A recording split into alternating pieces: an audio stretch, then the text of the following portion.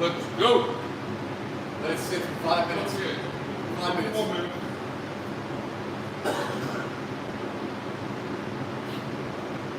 So, what time of run you working with today? All sorts? All guys? Yeah, on one time.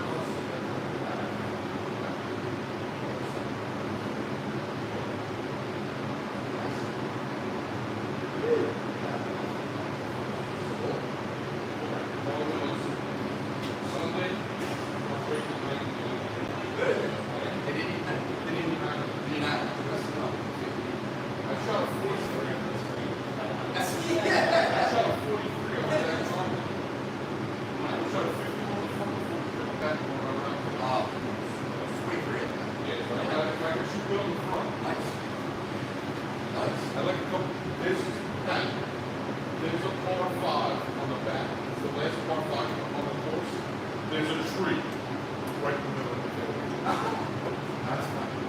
That's like,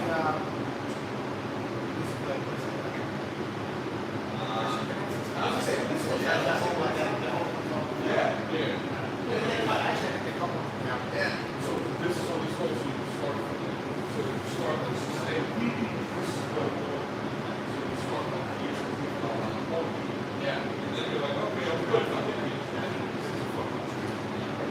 You either go left or right, right?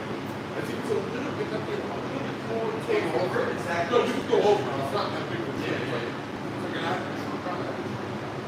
It's big, but you can fly over it. Fine, but if you get it and it doesn't go high, you can get it right to the tree.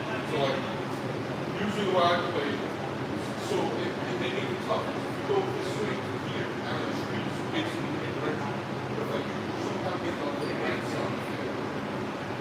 It's a little bit more towards the left side. And so if you go right on it, you want to stay right. And keep, but if you're in the middle or to the left, like, it sounds like right. Get it, try to go over it. It's the second hardest ball that hits. So, it's a par 5. It's like usually par 5 is more like 80 They're usually okay. Some might be like 5 or 6 days in California. They never 1, 2, or 3.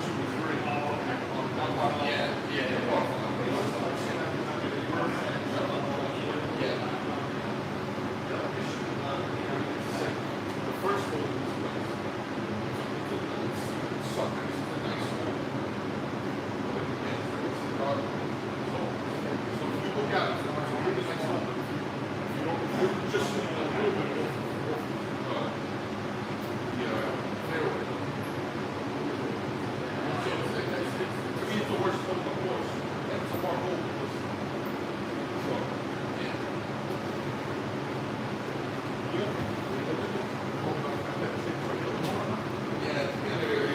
Hello, everybody.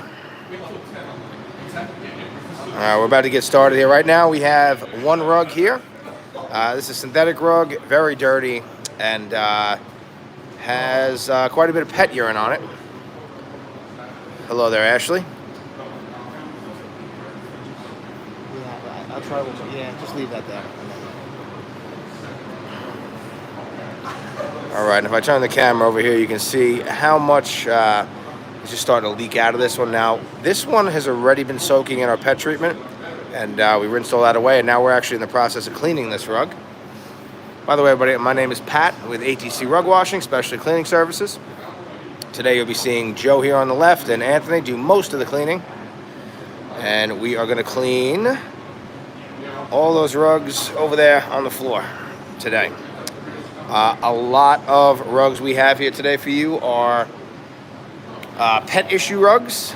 Yesterday we did a bunch of synthetic rugs live. Today we will be doing primarily wool and a couple other materials. I think we might have a synthetic rug or two we picked up yesterday that we're going to add to the pile as well.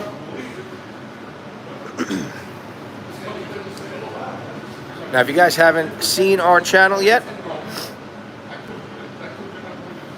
we do 2 styles of live videos. We do like a CCTV style, and we also do a Q&A style, which is the type we're doing today. And we're just letting this cleaning solution dwell for a couple more minutes, maybe 1 or 2 more minutes before we start actually getting this rug clean. Now, if you guys have any questions, please ask away. And we are coming at you live from New York. Good morning, Leslie. Thank you for tuning in again.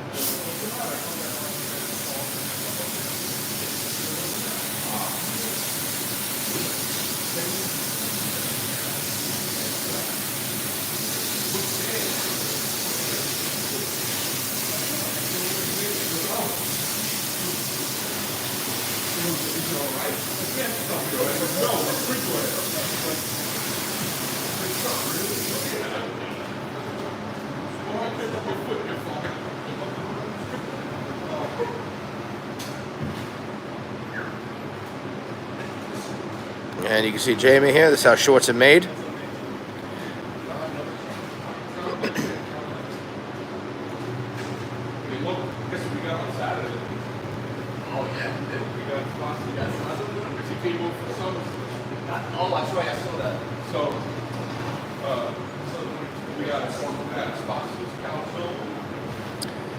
So, I used to not know how to, sorry guys, I'm a little under the weather today. I used to not know the answer to that question. What is the worst case scenario for rugs you have seen? And then a couple weeks ago, we got a rug that would normally be thrown out by a restoration company, but the customer really wanted us to try to clean the rug. And it sat wet for like 2 or 3 weeks. Absolutely covered in mold. Very unsafe to work with. We did attempt to clean it. We'll actually have that video coming out. We took a long format style video on that. Black and green mold just pouring out of that rug. But unfortunately, we could not get all of the mold out of the knots of the rug, really, really deep into the cotton foundation of the rug, and the rug just really wasn't safe to bring back to our customer. But it did really make a good video. So we'll get that out there. But that is by far the worst rug we've ever seen.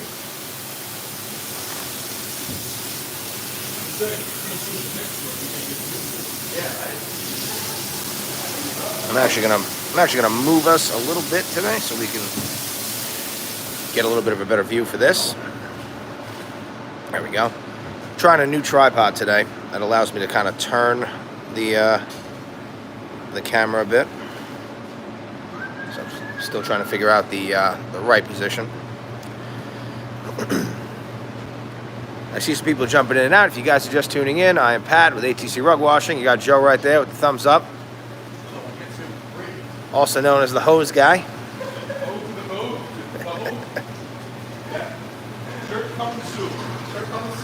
And he also has the 2 most popular videos we've ever recorded. He's got 2 videos over 1 million views.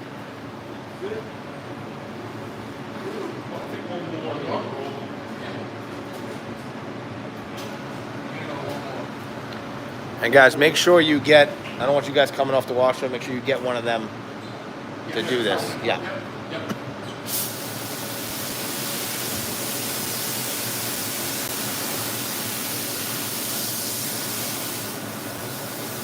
So at this angle, I don't get the handle. I want you to find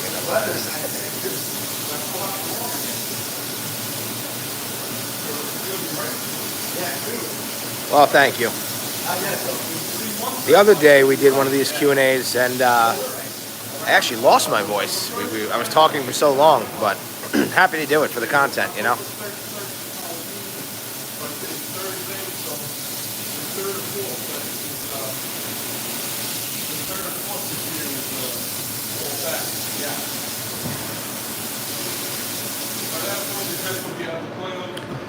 LBJ, this we only do. We do not. We don't do any rugs like that. All we do is rugs for actual customers. We never make rugs dirty on purpose or go dumpster diving on our channel or anything like that. I know a lot of channels out there are just making rugs dirty just to make them dirty and to make like really satisfying content. But our channel is more focused on just showing people what it's like to actually run a real working rug shop for actual customers.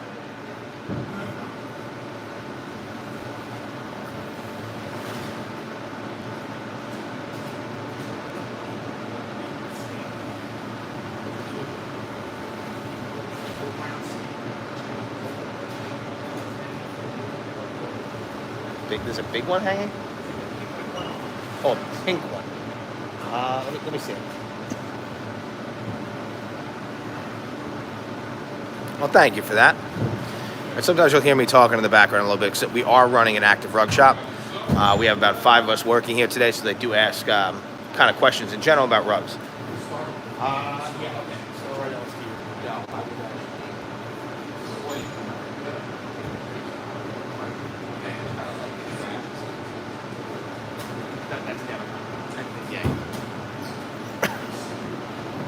All right, so we're rolling this one up to go into our centrifuge.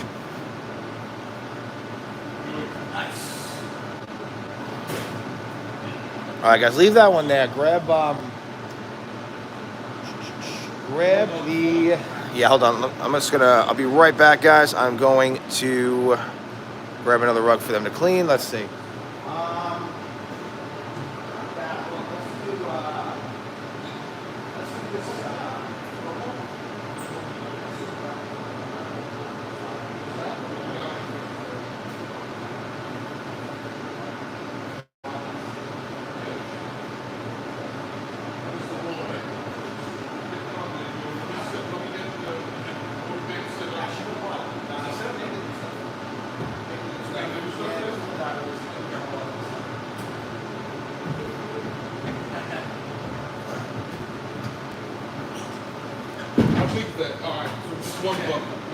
Okay. How much water do we use in one day? By the way, this rug here, this is a wool rug with some pet issues. We're going to be doing a lot of rugs today with pet urine. That's predominantly the reason why most of our customers call us is for pet urine. I'd say about 70% or so of our customers call us for pet urine. How much water do you guys use in a day? It's a good question. And guys, watch out. Those tanks are filling, right? Yeah. You're getting a little high up there. Yeah. Yeah. I would Shut it? yeah, I would once you guys roll this one over, then when you start that shag, turn it back on. Yeah. So if you actually see in the background there, right over there, right behind Joe, there's a tank there. We actually have 2 of those tanks. It's a little hard for us to say exactly how much water we use all day because they fill up all day. But I would say somewhere in the ballpark of like 1,200 gallons or so, depending on what's going on. This keeps happening. Joe, you just got a comment.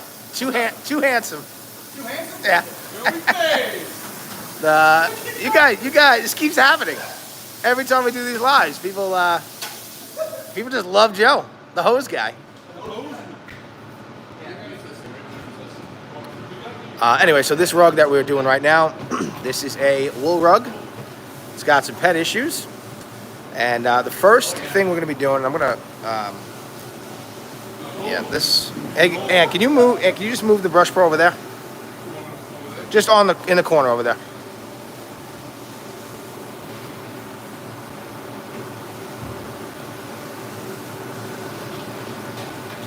Thank you. That's a little bit better. Okay.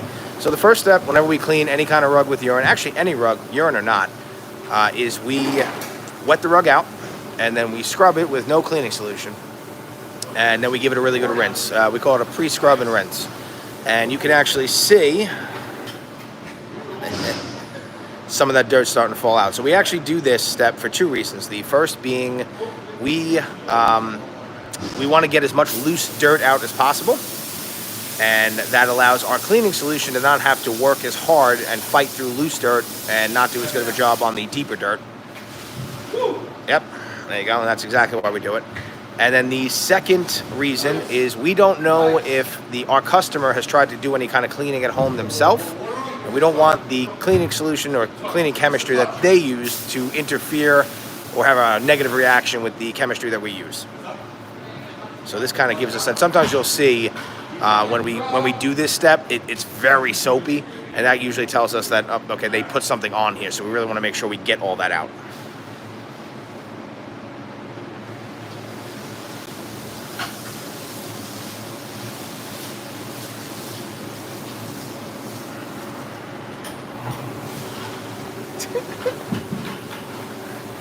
I don't think Joe wants to get all this stuff in his hair. He doesn't want to let his ponytail down. Yeah, no, I don't want this stuff in my head. It's too long. His hair is too long. It's too long. He's got a real Jesus vibe going.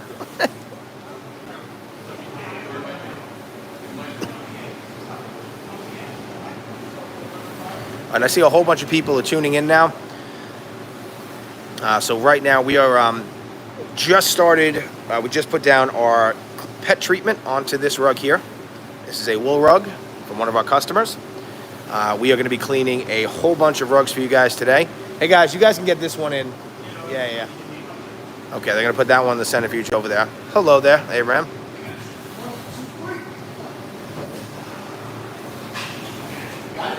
Now that rug in the distance they're putting into the centrifuge now. That is a synthetic rug, but has a very weird backing on it. It's not really a tufted rug, but it's like wall-to-wall carpet that they bound and made into a rug and put some kind of little bit of a backing on. Now that backing can actually be a little bit of a nuisance for us. As that rug dries, there's probably a glue in between that backing and the rug. And sometimes as it dries, if we don't get that rug dry enough quick, the glue can sometimes start to actually wick up, which is wicking is a carpet cleaning term for any time evaporation takes something from a lower point in the carpet to the higher point in the carpet. And then, so sometimes after those types of rugs, we have to do a little bit of work after to get that off. You have the same rug but clean, that's nice. Well, now our customer's gonna have the same rug and clean as well soon. So they put it on the front of this rug, they put it on the back of this rug. You got Jason here today. Wave, Jason. You got Juan all the way in the background. Juan can't hear us right now. All these machines are pretty loud. Waste of water. Well, I mean, I don't know how else we're going to get this urine out.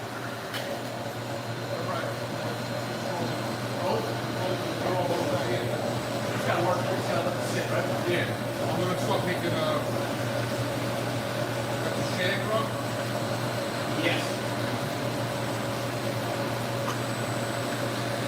How long, Art? That tube is, the machine itself is a little bit over 14 feet long. But I think the maximum we can get in there is like a 13 and like 8 inches is the biggest length of carpet we can get into our centrifuge. They actually do, the company who makes this for us, a great company. He's from Alabama. His name is Scott. The company's Orbitech. He actually makes all of this stuff by hand. And he made the centrifuge you see there, our drying rack you see here, the cart down there. There's another cart we have in the background.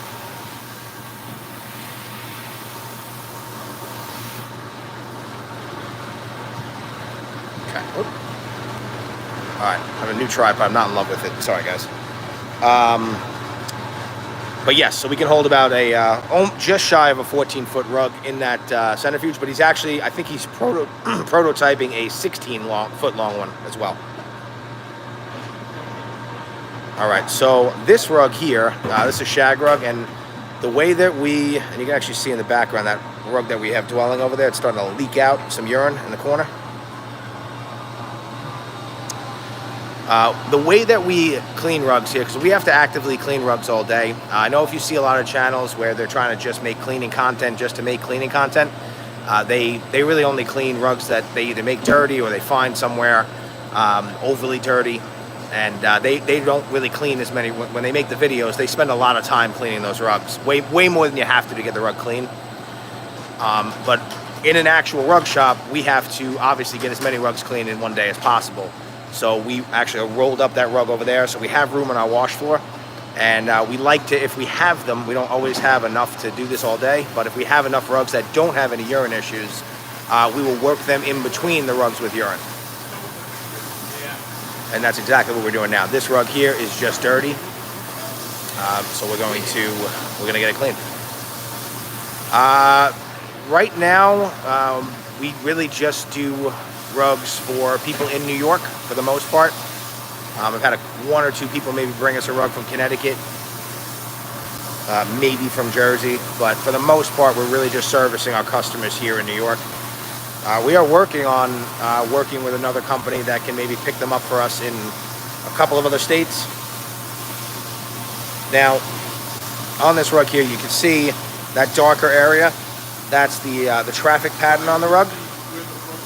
And on a synthetic rug like this, it's going to look a lot better when we're finished. It's going to be clean. It'll be a little less matted, but it's probably never going to come back to where it looks like under the couch where nobody's ever walked on it before. Now, Ant, use the other one. What? Yeah, I don't know. All right, we're actually going to switch up the machine here. Hello, Ambreen. But in general, a lot of our customers bring rugs to us, and we do offer pickup and delivery service.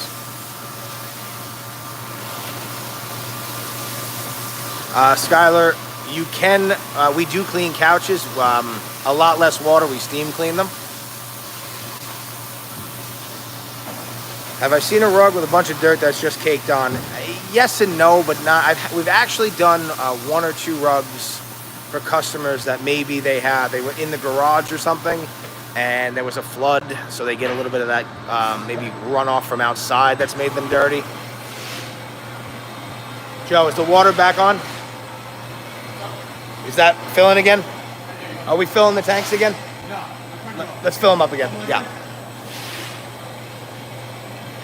But in general, we would only receive a rug that's dirty enough where it can actually be clean. The other thing too that you see on some of these other channels where they kind of obviously are making the rug dirty on purpose. If I put a bunch of fresh mud on a rug right now, I would be able to get that off very easily because first off I can control the type of dirt that I put on it, and also new dirt is very easy to remove.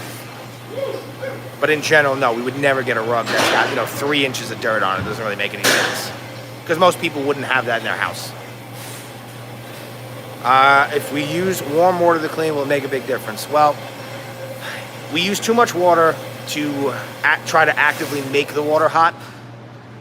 We do, when we make the buckets for our cleaning solutions, we can use hot water for that. We very rarely we will, Usually we kind of just run the cold line and the hot line together and kind of get warm water, but we run out of that hot water pretty quick.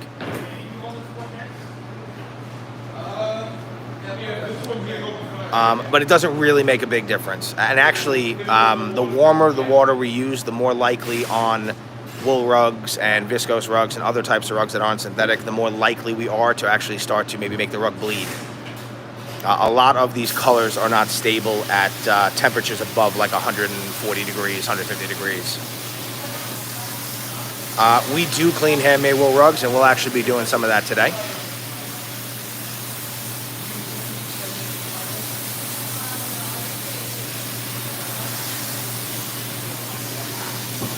Yeah, I mean, hot water can definitely shrink some stuff. Now, by the way, guys, what you're seeing right now, all this dirt, we have not put any cleaning solution down yet. You can see we're really getting a lot out for really not putting anything in. Actually, just from regular water, a lot of rugs will shrink because if a lot of all handmade wool rugs are on a cotton foundation, sometimes on a silk foundation, but on a cotton foundation, the wool will start to dry before the cotton, and the rugs will actually shrink even with cold water. And that's just something that we either fix afterwards. A lot of times if you just leave the rug to dry, that'll fix itself. But on certain rugs like jute rugs and sisal rugs, any kind of water will start to make the rug shrink, and we have to do a process called blocking. And blocking will allow us to keep the rug in the shape it's supposed to be as it dries. What is the best chemical to clean rugs? I would say right now, and you can actually see, you know what, let me show you guys really quick. All this whole shelf here, these are all individual types of chemistry. Now we obviously behind me we keep, but that's just refills for this stuff. So there's really not one best cleaning solution. We utilize in our shop probably somewhere around, probably 40 different types of chemistry. Some way more than others. We probably have 4 or 5 cleaning solutions that we use all the time, but there are a lot of different things we have to mix in. How much does the operation cost to start this up? Yeah, we've only been doing this since COVID, and we bought a few things that we didn't need, and then we bought a few things that were cheaper that we had to replace really early on. But if I knew what I was getting into now, you would probably need somewhere in the ballpark of like maybe 300,000 or so to really get yourself started.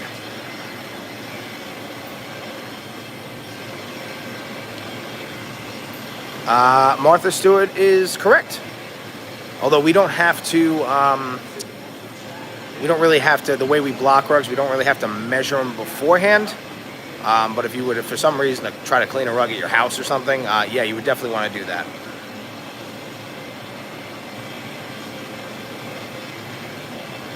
The problem is on a lot of the rugs that you have to block, you need to block. They will shrink as you are cleaning them, and the blocking process is. I don't know how anybody would actually do it on their own at home. You need multiple people, and you really need to. If you do it incorrectly, you can actually really destroy the rug. Because when we're blocking a rug, what we're actually doing is we're actually nailing the rug down to wood boards. That was a very nice sneeze. Wow. Wow. Yeah, bless you.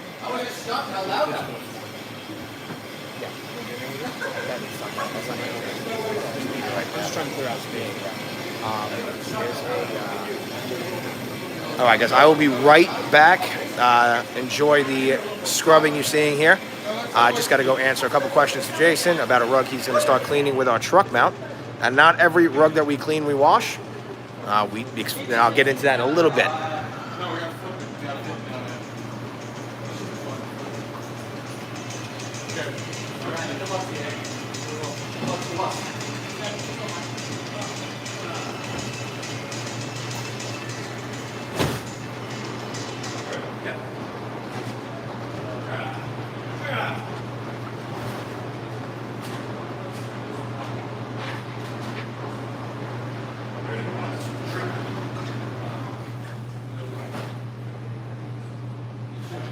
cold water. Yeah.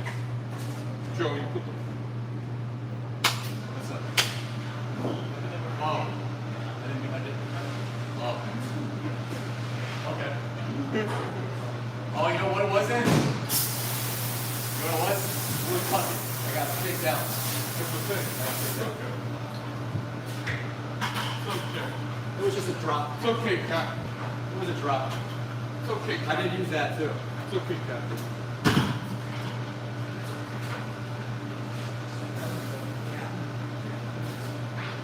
Tap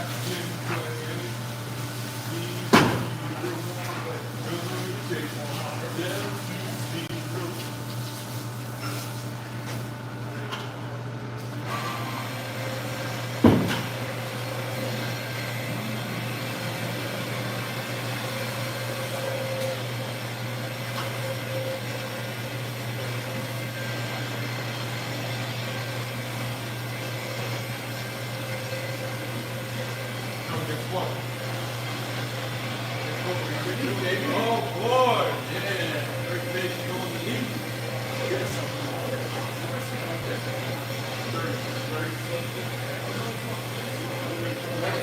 Yeah, it's like weird. Ooh, that looks clean.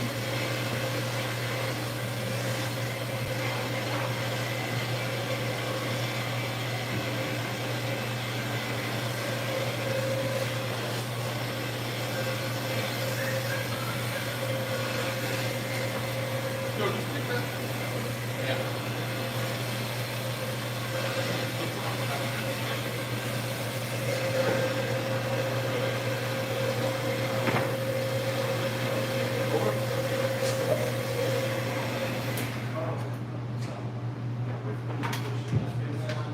All right, let's hit it.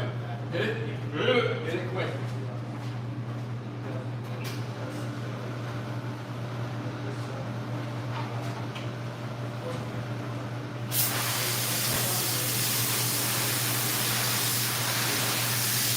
Underneath, there it goes. Oh, Whoa! oh! Look at this thing.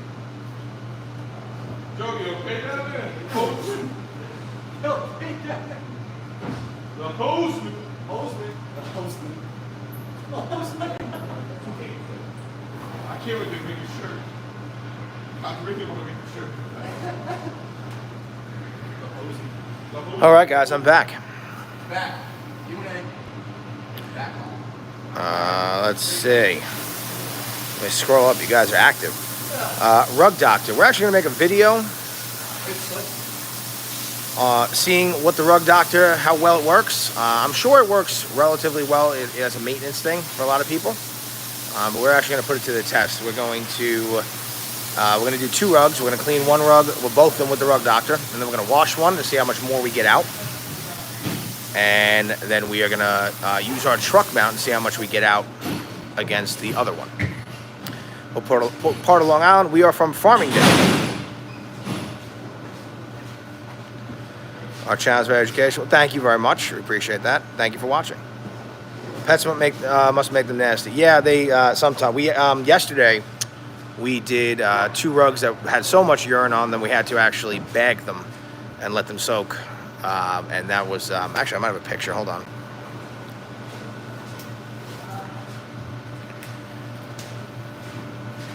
Actually, I got one better. Here you go. This was us yesterday. You can see we opened up the bag and all that cat urine was coming out of the rug.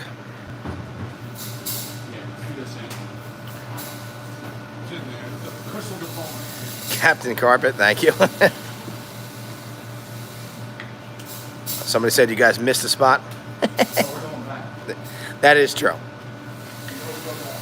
Is that a buffer? That is a, I think let me see, we got 2 machines we're using today. So this one is a 175 machine. It's just a regular floor scrubber. And then the other machine we have there, that's our CRB machine. It's one of our CRB machines. We have a couple of them.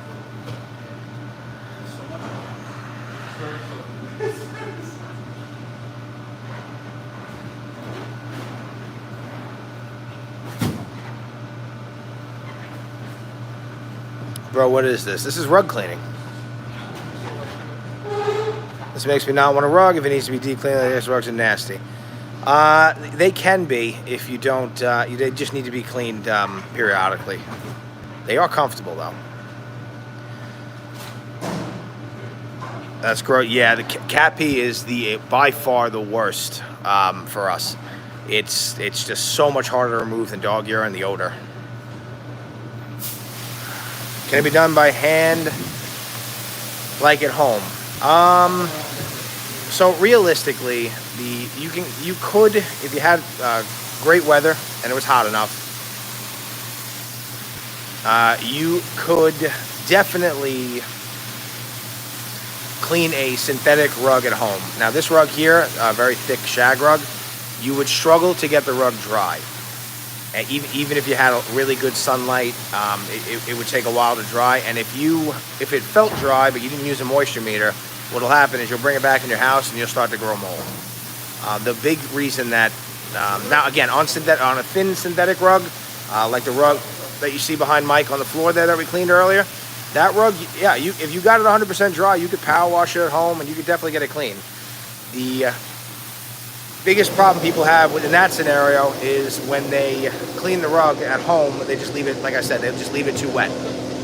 But if you try to do a wool rug like that one over there, you are absolutely going to ruin your rug.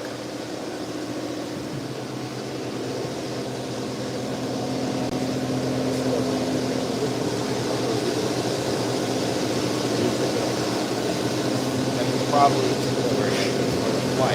Yeah, Just do it done. okay. Remind me later, tell her it's finished. We'll get back. We'll call her later tonight. She'll remind me to actually do that. Now, in the background, you guys probably hear some of that noise. We are dusting some rugs, and I'll show you guys that in a minute. How many rugs can you clean in one day? So we can actually clean anywhere between like 25 to 50 rugs in a day, depending on what's going on with the rugs and the types of rugs that we're cleaning.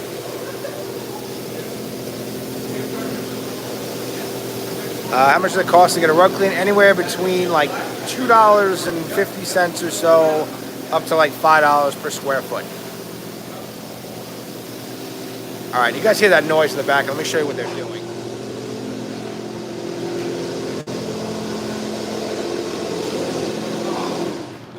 Woo! Okay.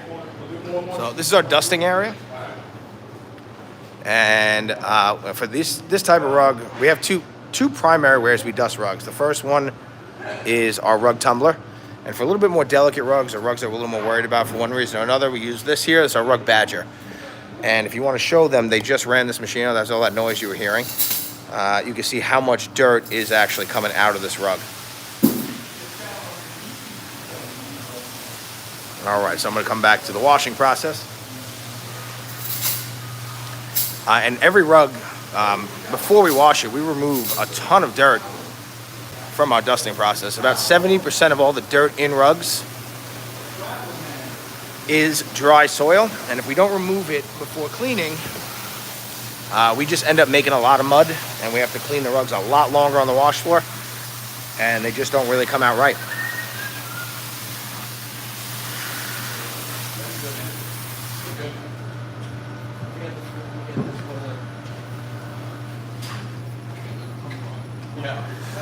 If you use a dryer, does it shrink the rug?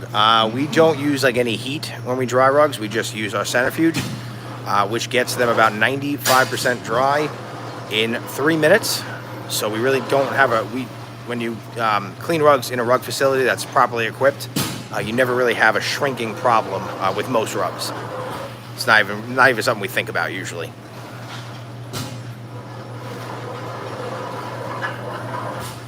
And every rug we wash is in cold water. We do not use any hot water. That's not true. We actually use hot water with our truck mount. We have 2 truck mounted systems, like a regular wall-to-wall carpet cleaner. But we really never on any kind of rugs. Maybe if we're doing something with a synthetic rug, a touch-up, we might use some heat. But in general, there's really no reason for us to use heat. You're very welcome. Yes, 3 minutes. Yep. And then from there, once we get about 90 to 95% dry, they go on our drying rack right here. And we're actually, we just took over the space next door in May, and we have another drying rack being built for us right now, which we should have in a couple weeks. And I see a bunch of people kind of jumping in and out. We are ATC Rug Washing right here in New York, on Long Island, in Farmingdale. And we are cleaning a whole bunch of rugs here today. We've already cleaned this one on the left, on the floor. This one is a shag rug that no pet urine, just a regular rug cleaning. And then now what we're going to do is we're going to go back, we're going to jump back to the rug that's rolled up over there. That's been soaking in our pet treatment for probably about 20 minutes or so now.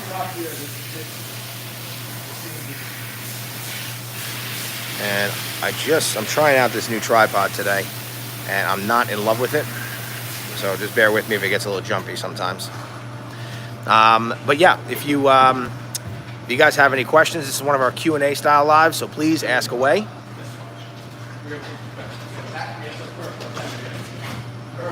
All right, again, this on our wool rugs, we've been trying a newer pet treatment, and it also has a lot of surfactant in it, so it cleans the rug at the same time.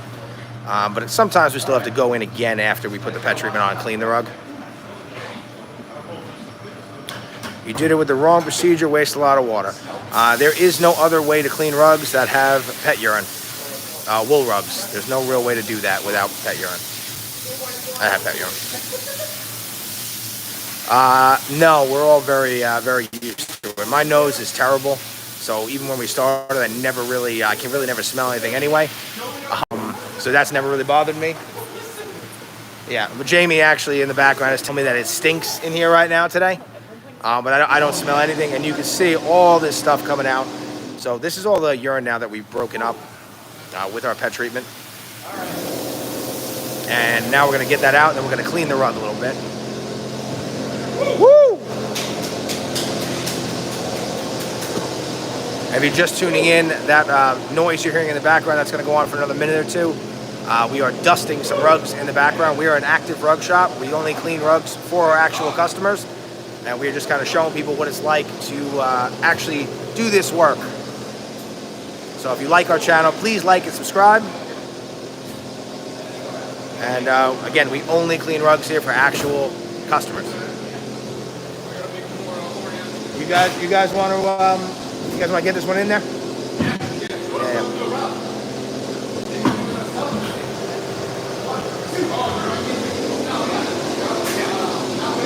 All right, so that one is going into our centrifuge. Why don't they buy a new rug? So our cleaning process is, for most rugs, is cheaper than buying a new rug. Also, some people really like their rug, and I see the other comment here, some rugs that we clean are very expensive. We've had a couple of rugs in here worth well over $75,000. We've had a lot in the $2,000 to $5,000 range, and a ton in the $5,000 to like $15,000 range. Johnny, we are located in Farmingdale, New York, which is on Long Island.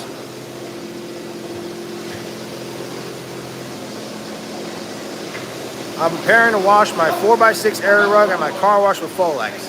I actually love Folex. We use a lot of Folex, but not predominantly as the main cleaner of a rug.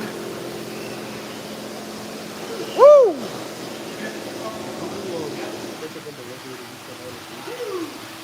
Yeah. How big is the rug? That could be like $50 each rug. Yeah. Can we offer her to give it warmed up free or not? No, that's $2. Tell her I could do like $30 each rug to roll up. Yeah.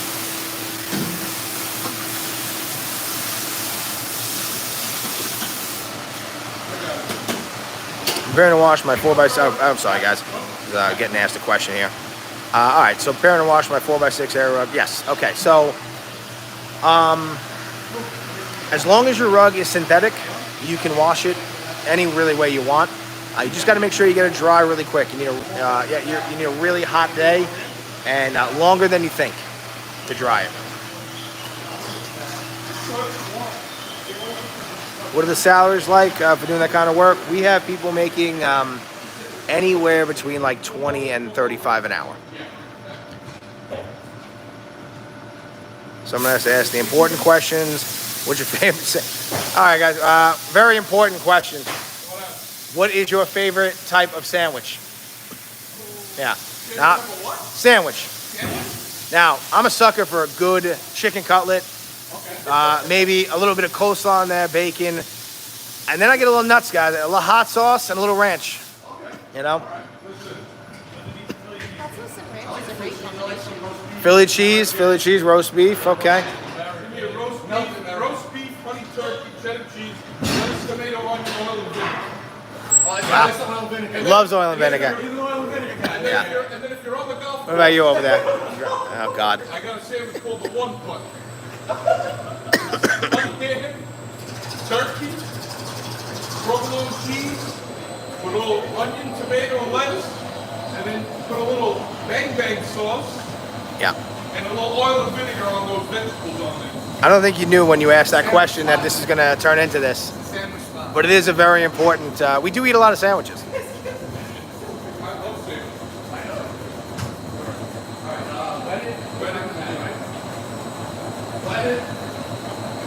A couple people saying very good job, guys. Thank you. Appreciate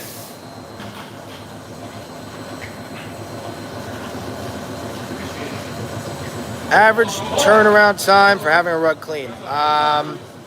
Somewhere, depending on how busy we are, and when the rug comes to us, we actually don't clean rugs every day. Predominantly, we clean rugs Tuesdays, Wednesdays, and Thursdays. When we're busier in the summer, we're very busy now, so we do clean a little bit more than that. But somewhere, usually around a week, maybe 2 weeks, depending on what's going on with the rug. They have a lot of urine. Occasionally, we have to wash the rug twice. All right.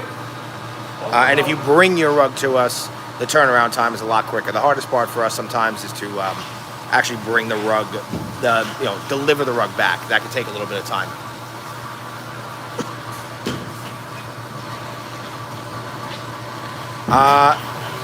Do we do other services? Yes. So actually, this is actually not our main business. It's just the one that people like to watch the most. Our main business is office cleaning. But during COVID, we realized that less and less people were going into offices, so we better figure out how to get into their homes. And nobody where we live is really doing this service, so we decided to get into rug cleaning. And then for our rug cleaning customers, we do a handful of in-house services. So we clean like couches, wall-to-wall carpet, we clean wood floors, we refinish wood floors, and we clean tile and grout. We also clean outdoor cushions, which we have a bunch of videos on. And we do guarantee 100% of the green mold to come off.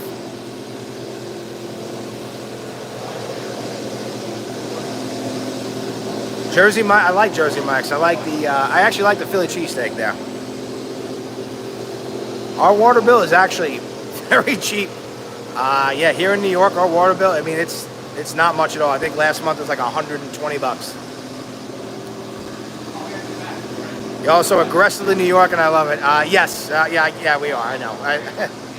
I don't think I have an accent, but it sometimes does come out.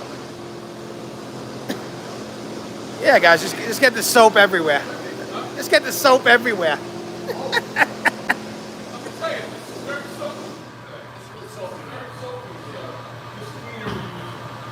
Is there any crazy YouTuber or crazy rich asking cleaning rug with wine or beer?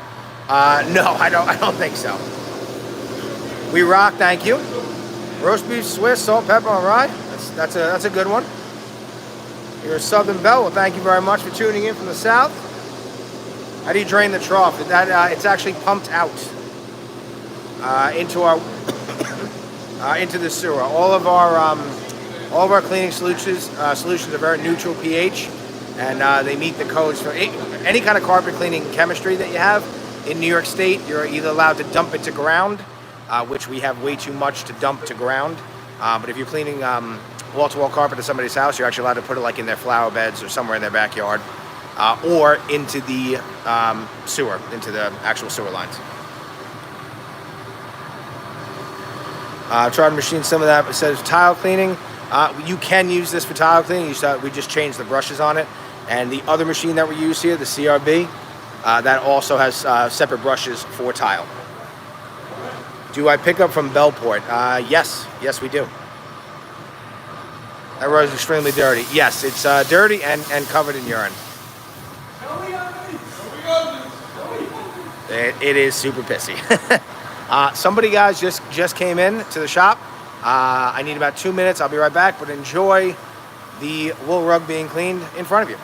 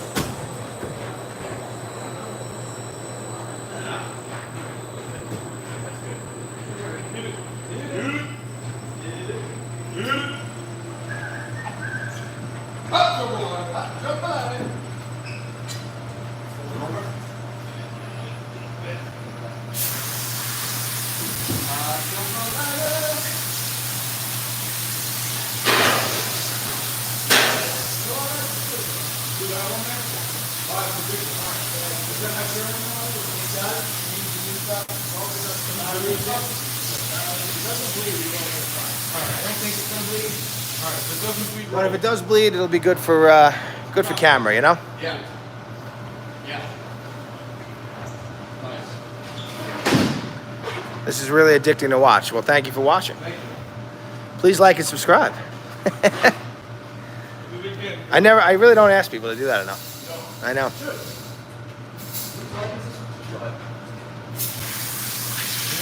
How much time does cleaning one rug take? Really depends on the type of rug and what's going on with the rug. So if it's a regular rug cleaning, somewhere between like 15 and 20 minutes usually. If it is a rug that has urine though, significantly longer, and a lot of that's dwell time. So that's why on this rug that you're seeing them clean now, we had it rolled to the side. We try to actively have the guys work all the time. That way we're just not sitting around waiting. But yeah. Is the pressure washer bad for the rug? So our fire hose we're using is actually, the water's coming out pretty quick, but it's pretty low PSI. But we do use a power washer. You wouldn't use a power washer on this type of rug, a wool rug like this. It's just not necessary. It's a little bit overkill. Actually, you know what? That's actually not true. We are going to use it on one part of the rug. We are going to power wash the fringes, but we really do not power wash the face of a lot of rugs. And I can see on the right here, the fringes are very dirty.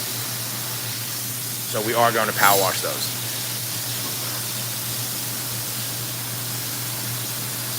The most disgusting rug we ever got. This was a rug that we all knew was not going to go well, but we tried to clean it anyway. And I might have a picture. This rug, somebody had actually asked us before. We cleaned a rug that was absolutely covered in mold, and usually when rugs have that situation going on, insurance just replaces them. So we actually do a lot of restoration work here in our shop. We work with a couple of restoration companies that bring every rug to us. But a lot of rugs are just unsavable. Now this rug, they didn't go through insurance. They wanted us to try to save the rug, and we actually ended up doing the rug for free because I just told them when we picked it up that if I can't clean this, I'm not going to charge you. But I think it would make a really good video. That video is coming out, but let me see if I can find a picture of the rug before we cleaned it. Have we cleaned sheepskin rugs? Yes. Yes. We've cleaned a couple of cow hides and actually quite a few sheepskin rugs, which actually always surprises me. And one time we actually cleaned in a house, a very nice house. They had a sheepskin couch. The entire couch was covered in sheepskin. That was very very unique. I've never seen anything like that.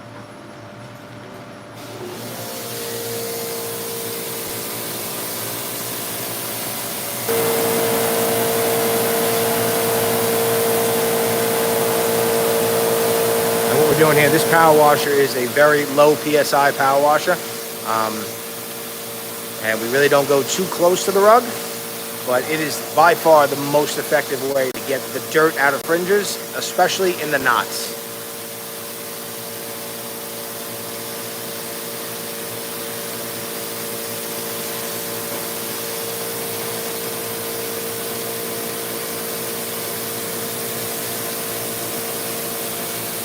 All right, and this is the rug I was talking about, and that is all black mold, and this is after we were cleaning it for about an hour and a half. So it had a whole layer of green on it, but this black mold, the rug looked a lot better after. We actually got most of it out, but we just couldn't knock out enough of it to make it safe for our customer.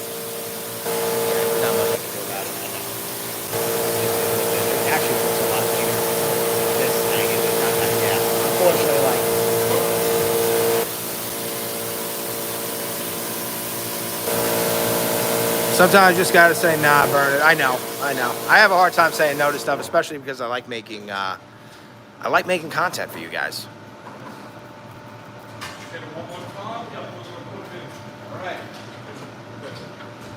You guys can hear me now still?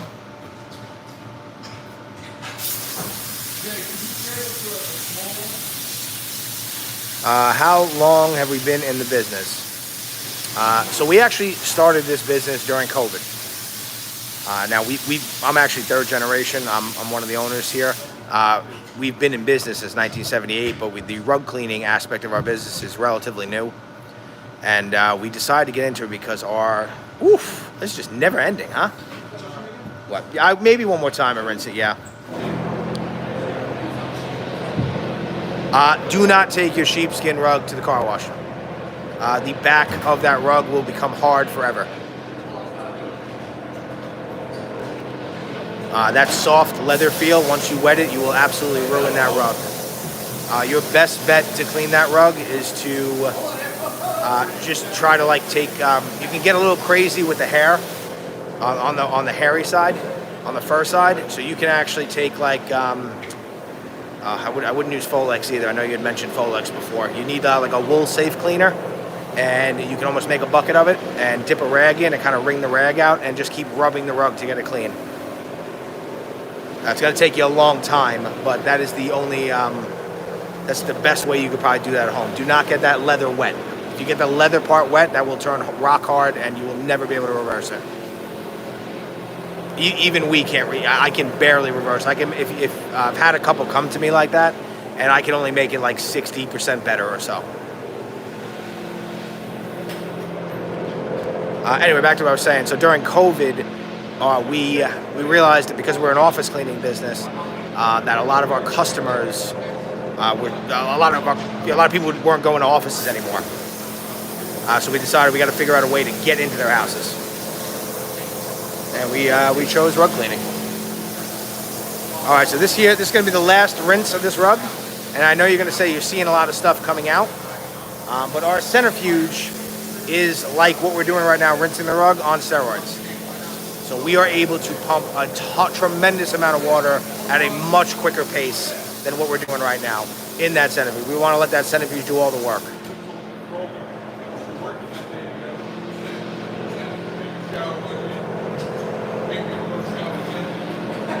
You should steam clean a mattress.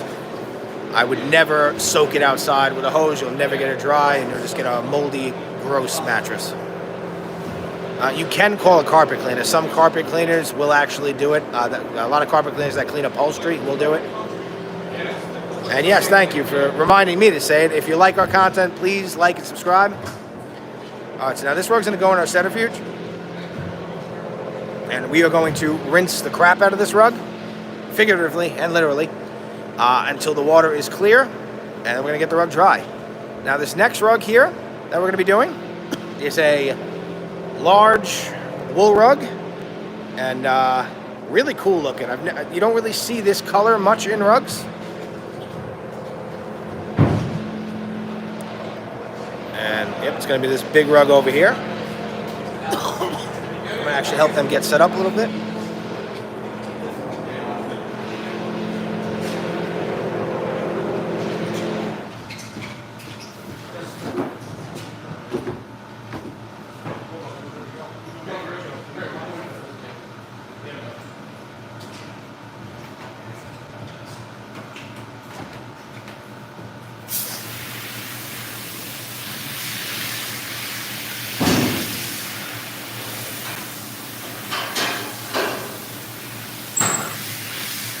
Okay, so if it's a silk rug, do you clean it the same way? Yes. Usually though on silk rugs, because they pose, the more you wet them, the more problems that you can run into. If there's no urine on them, we will actually dust them really well and then dry clean them. And we use the same chemistry that you find like at your dry cleaner.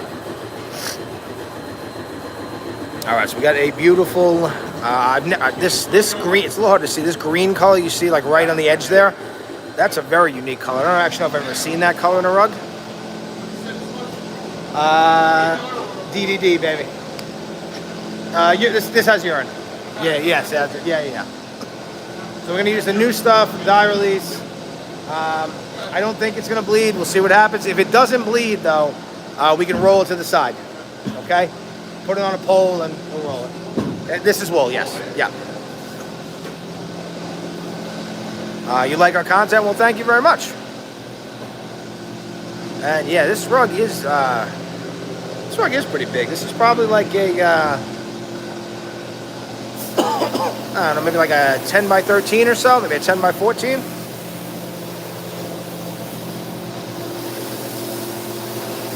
How much water we use a day really depends. But somewhere around like 1,000 to 1,200 or so gallons. How much a medium-sized rug costs to clean? I saw somebody else ask how much. Our prices range between like $2.50 or so to $5 per square foot. A lot of that has to do with what the rug is made of and if the rug has any pet issues, like any urine. All right, you can see in the, let me move this a little bit. All right, you can start to see that water, a little hard to see from here. Over there, that's coming out of the centrifuge. It's running a little yellow still.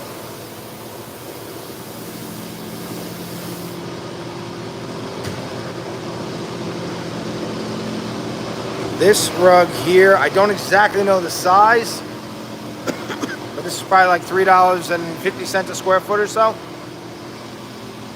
So probably somewhere in like the $400 to $500 range, something like that. And definitely well worth it because this rug is pretty expensive to replace. Yeah, we do get a lot of cool rugs. Actually, on our channel, we've had a couple of videos we made on really cool rugs. The hardest rugs to clean. A lot of carpet cleaners will tell you that it's viscose. We're going to clean a viscose rug today. I love cleaning viscose. I have no problem cleaning it because we wash it. If you try to clean viscose in a house, it's very difficult to clean and you run into a lot of problems. But me personally, my least favorite rug to clean is mercerized cotton.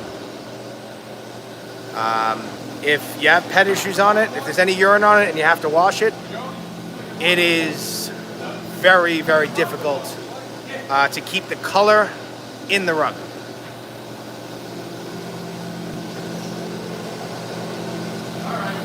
I like your voice, thank you. I saw somebody said I'm a great boss, thank you. But these two guys here, so Joe over here and Anthony, I know them, I know Joe for over 30 years. I've known Joe since we were both about 5 years old, and Anthony, I know him since probably about, I don't know, 12 or 13 or something like that. These are, that's why we get along so well. All right, so I'm gonna reposition us a little bit. Let's see, go right here. Okay. All right, so what we're seeing right now, this is our pre-scrub and rinse. And I'm sorry if you're just tuning in, that noise you're hearing in the background, we're an active rug shop working all day. We are dusting rugs in the background. They'll be done in a minute. Joe, just move over a little bit. Oh, sorry. Go to your hose.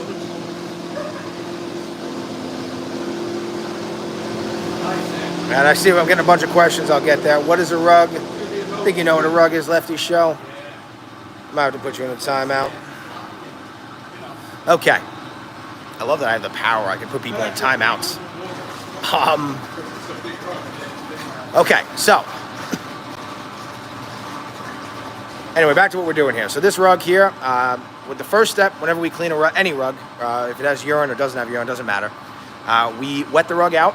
We agitate the rug with one of our scrubbing machines, and then we give it a good squeegee. And that allows us to get some of the loose dirt out. In this case, some of the loose dirt and loose urine out. So our cleaning solution doesn't have to work as hard to fight through the loose stuff and get into the deep stuff. And then the other reason we do this is we make two of them. So we got two for the the other reason that we do this is we don't want to mix. If our customer here tried to clean this rug at all at home and they left a lot of soap behind, because anytime you clean a rug at home, you are absolutely leaving soap behind. We don't want their soap to interfere with our soap.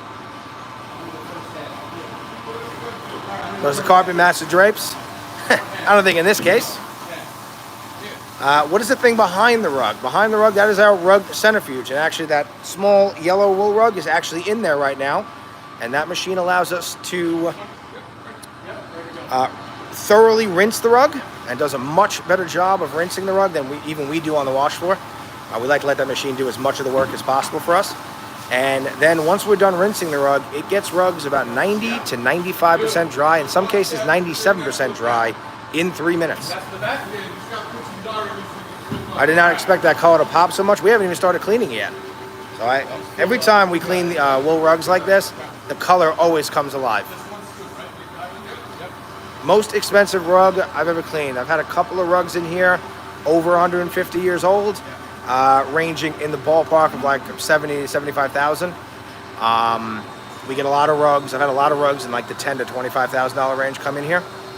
And I've actually had a couple of very small rugs, but they were worth about like 5, 6, 7, 8, 9,000. And they were only like 3 foot by 4 foot. I don't want to get political on the channel. Most expensive rug. Okay, so I wonder how we dry the rug. We use the machine that you're seeing in the back there, that big metal tube. That is our rug centrifuge. And right now, Jason there's a rug in there right now, so we're rinsing the rug, and it gets the rug about 90. On this particular case, it's a wool rug. It'll get about 95% dry in 3 minutes. And then that last little bit that we have to get dry, it goes onto our drying racks over here.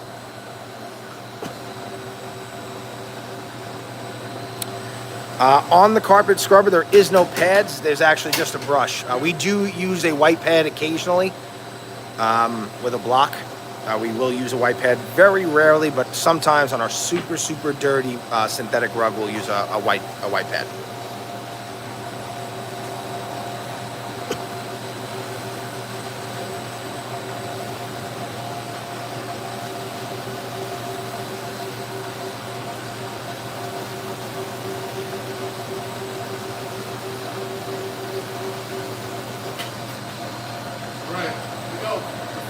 You guys kept me up all night. Keep it up. Thank you. Thank you for watching. Yeah, now this rug is very heavy. And you see all that dirt and urine coming out. Guys, I would rinse it. Yeah. So we're going to rinse off as we turn it over. And actually, you're noticing we left all of that cleaning solution on the rug. So this is our pet treatment. It needs to dwell for at least 10 minutes. We like to give it more like 20, 30 minutes. And we are going to now put that same cleaning solution, our pet treatment, onto the back of the rug. And then we're going to roll the rug over to the side for a little while. And we'll clean a couple of other rugs in between. And that's what most active rug shops actually do. We're not the only ones running a real rug shop. Every rug shop tries to get as many rugs they can done in one day.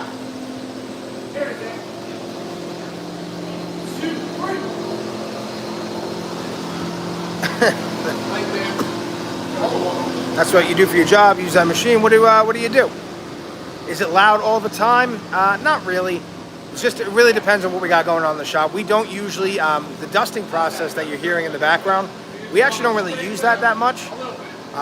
But we had a couple of rugs come in for whatever reason. We don't want to put them in our tumbler duster, which is very quiet. They're just they might have either a little bit of damage, or the rugs are very hard, very tight rugs, very tightly knotted, and we don't want to have them tumbling around where we can't see what's going on. How do we dry it? We use our rug centrifuge, which Jason is running in the background. It gets the rugs about 90 to 95% dry in 3 minutes. How much is this rug? Off the top of my head, I don't know. Rug ID is not my specialty per se. I'm getting better at it, but we've only been doing this for a couple of years, so it's that's a learning process. But definitely a couple $1,000s. Hi, I love watching your videos. Thank you. Do we have breaks? Yeah, we treat our employees very well. Now these two here, they only work, they work 1 day a week for a couple hours in the morning, so they don't really usually take a break. And we're actually a little lucky today. It's not that hot in here. It's not that hot. Not that hot in sweating here. though. I'm still First sweating. day in a week, it's not hot. Yeah. Do you have similar products for vehicle carpets? We have the equipment to clean vehicle carpets. We just do not detail cars. It's too much of a nuisance for us to have somebody bring their car here and have to do something at a specific time. We do a lot of work in houses. We do a lot of work in office buildings, and we do a lot of picking up and dropping off. So it's hard for us sometimes to schedule something like detailing a car.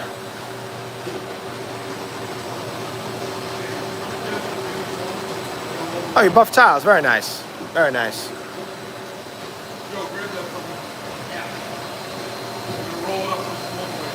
How many hours do I work? Me, I mean, I'm one of the owners here. I work quite a bit. I usually, in our busy season here, I do a lot of work to try to work on the business so we can keep getting these rugs in.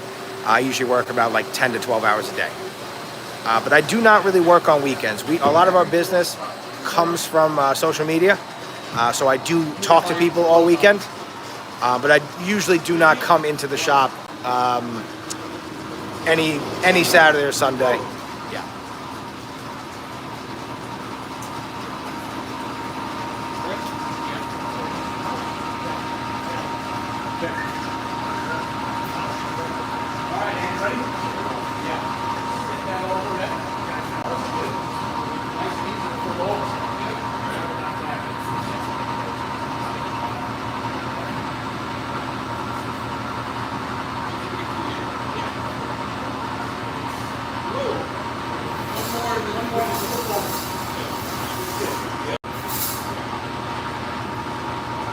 Slide yours over. Yeah. Yep. There you go.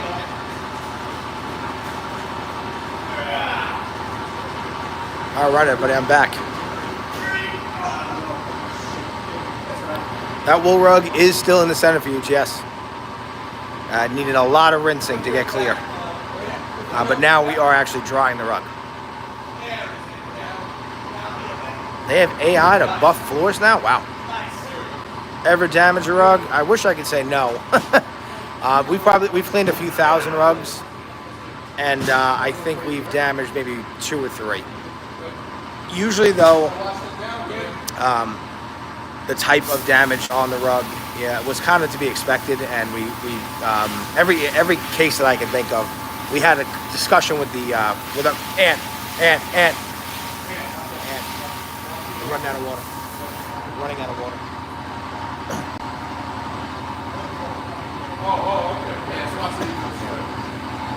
Okay, sorry about that. Biggest rug we've ever washed.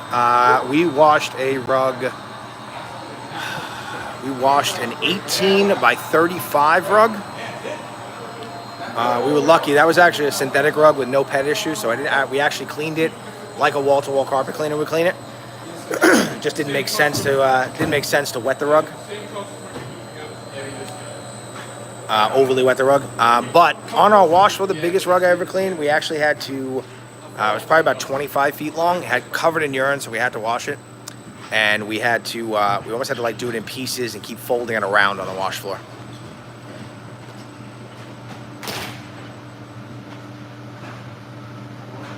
Are we hiring? At the moment, no. Synthetic? Well, Urine? Joe, Good live, thank you. urine? Wow. Robots are buffing floors in Walmart. No urine, no. Okay, so we're just going by a break. Yep. okay. Library? All right, so while we let that rug kind of do its thing over there and soak, we are going to clean these two rugs here. These are just regular synthetic rugs, very quick clean, and they do not have urine.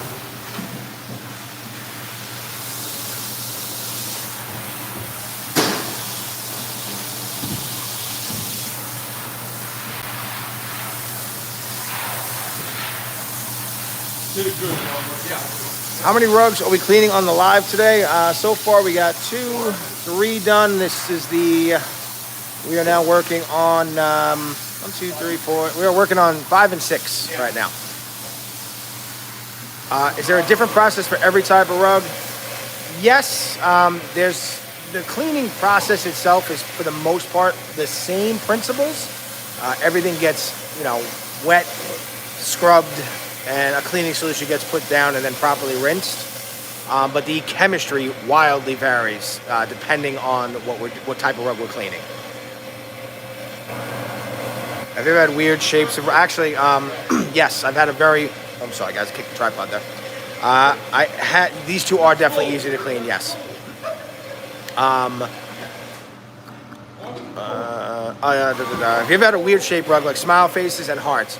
Nothing like that, but we had a very weird shaped rug. They cut it for a very weird shaped room. It was like wall-to-wall carpet that they bound into an area rug. It had all kinds of weird corners and a spot for like they cut around where the fireplace was, and it was a really, really weird, strange rug.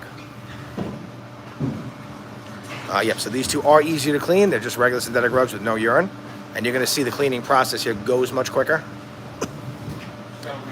Our prices range between like $2.50 to $5 per square foot.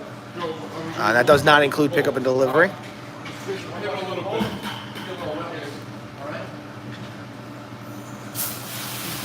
How much an hour does our average guy make? Most of our guys make between 20 to, on the top end, some of them make about $35 an hour.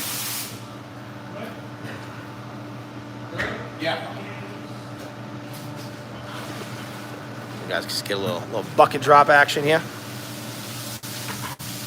Now on these two, what we can do, I definitely want to power wash the cords, but we can power wash the front of the rugs a little bit too, just to kind of. I like to do that when we come back. Yeah. The next time. Yeah. Yep. Finally, a little bit of CRB action. Yes, it is amazing to see how much dough you can get out of running the machine and rinsing the rug. And that is after we dust the rug. So we showed you guys before a little bit of how much dust we got out of a rug. And like the dirt some of these rugs, the dirt's just never ending. We do work in houses, yep. We do wall-to-wall carpet cleaning. We do tile and grout cleaning. We clean wood floors. We also will screen and recoat wood floors.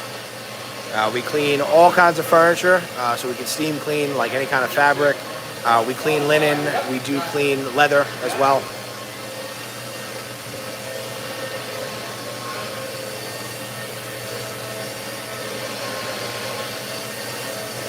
And again, if you guys are just tuning in, my name is Pat Santoro Jr. I am one of the owners here at ATC Rug Washing.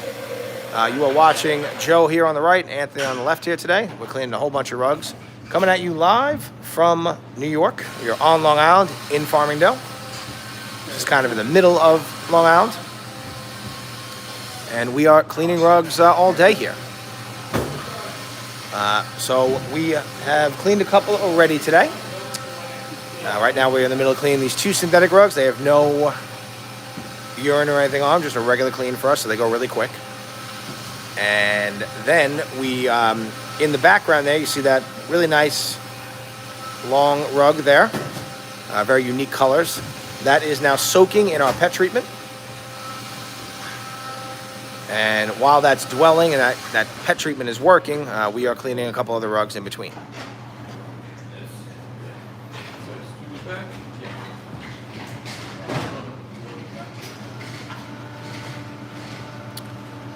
Is there a funny story during cleaning? Anything you'd like to share? I don't really do a lot of the work in the houses, so I've never really had like a funny kind of anecdotal kind of story to give you. But I'm sure if you've seen our channel before, Manny, he does a lot of work in the houses for us. He might have, or Arnie, another guy who works for us, they might have some funny tale. Thank God, no one has gotten hurt washing a rug to this point. Joe, do me a favor. Joe, do me a favor. Just rinse that edge there. No, wet there. Yeah. Must be nice to be the boss. Well, it comes with a lot more responsibility and a lot more worry. I'll tell you that much. But when you own a business, when it's good, and when it's hard, you know? Animola, you can get a shout out.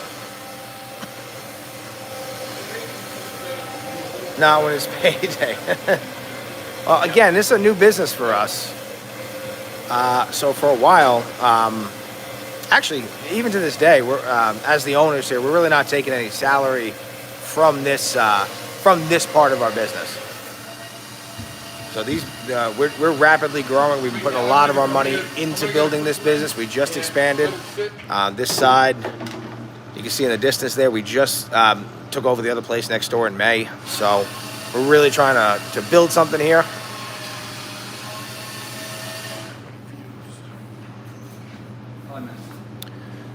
Good luck. Wish you well. Well, thank you very much. And guys, if you have any questions, please, this is a Q&A style live. Ask away.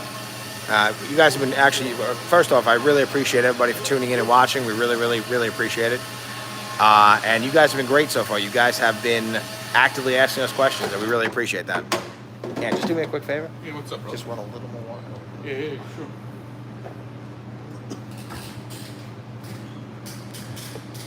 And yes, please like and subscribe.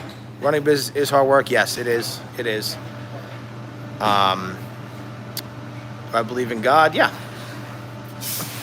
How much do we spend on cleaning agents? That's a good question. I hope we spend infinite amounts of money on cleaning agents, because the more cleaning agent we buy, the more that means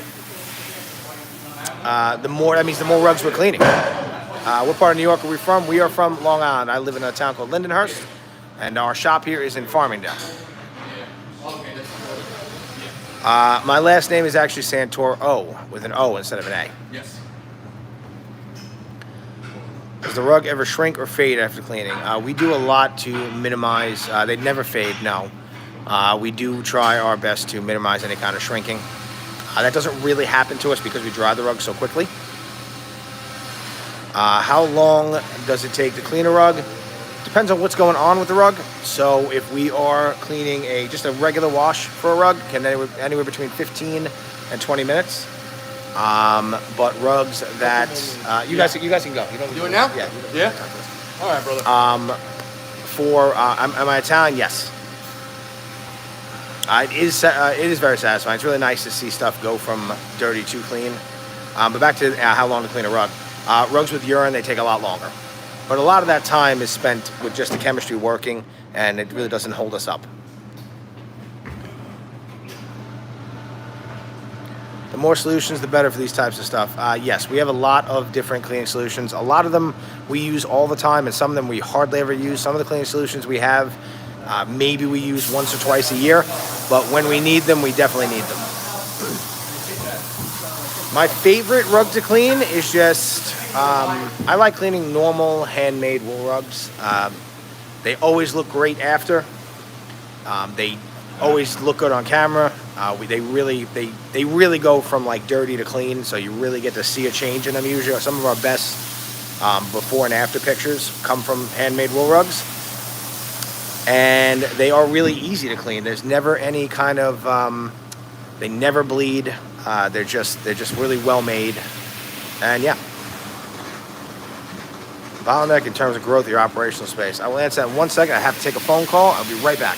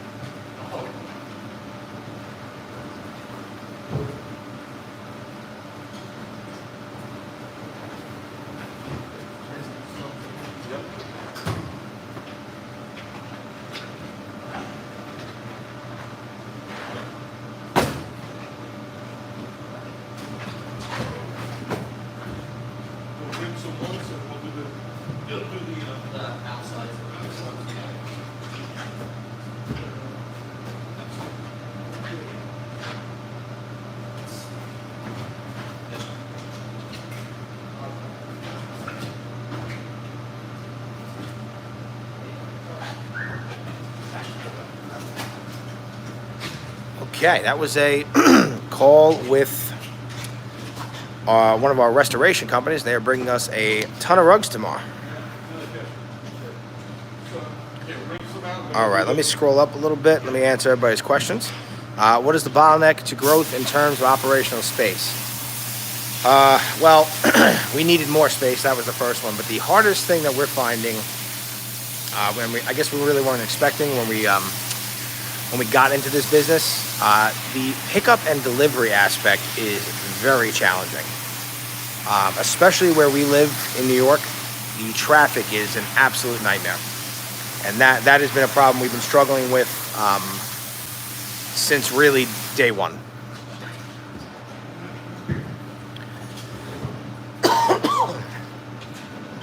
Cybercade, you love this channel. Thank you very much. We keep making content for people like you. Italian men, heart face.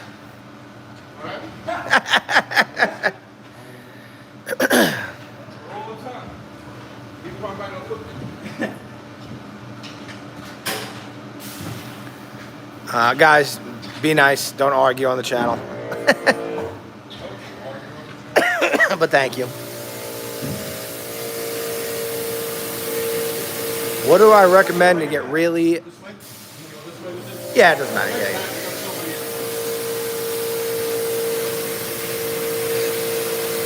Is that a plate roller? Yes, it is. We do have a plate roller over there. Guys, give me 1 second. I'm sorry. I have a customer dropping off a rug right now. I'm just going to go say hello to him really quickly. And then I will get, I think the last question we have is how to get the pet odor out of a hotel room carpet. I will answer that in a minute.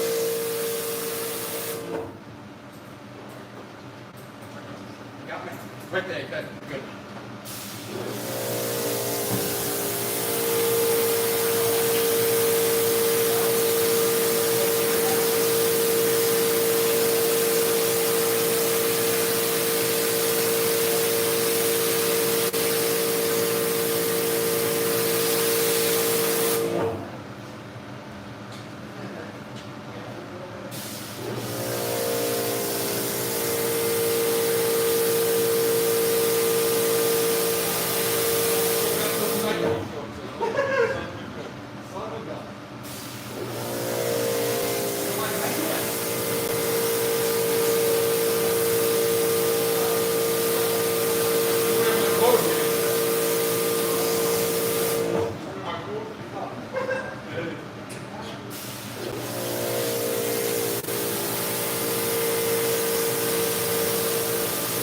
All right, that was from one of our best customers just showed up. And we are going to do a rush order for him, but we're going to clean his rug next. To get really bad pet odor out of a hotel room carpet, honestly, you're going to have to use something to break the urine down and then extract it. So your best bet is to actually call a professional. You probably could maybe try to do it yourself. Maybe use like a rug doctor or something like that. But it's very hard to remove urine. It's easy to break it down. A lot of the cleaning products that you might buy in a store, you can break it down. The enzymes work, but the problem is you're never really taking the chemistry out. So you're never taking the urine out with it.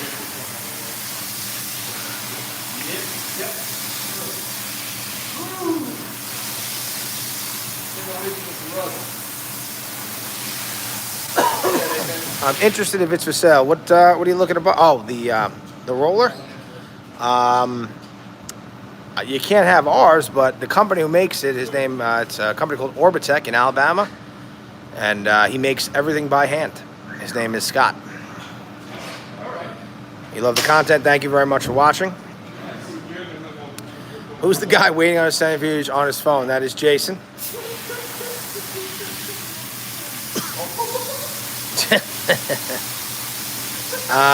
Do some customers get rugs cleaned monthly? Not usually that frequently. We do have a couple of customers who really like their rugs, and they are having a little bit of problems with their pets. So usually, some of these people, we clean their rugs every couple months. Usually once that pet issue starts to build up, and they really can't take the smell anymore.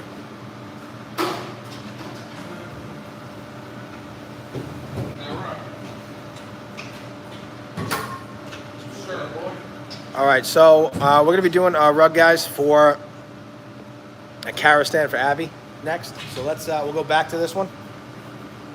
Go back to that. Yep. Yeah. After we do these two. Yep. And finish these two up real quick. Yep. Yep. Just leave these on. Just put them on. Just put them on the cart. Yeah. Yeah.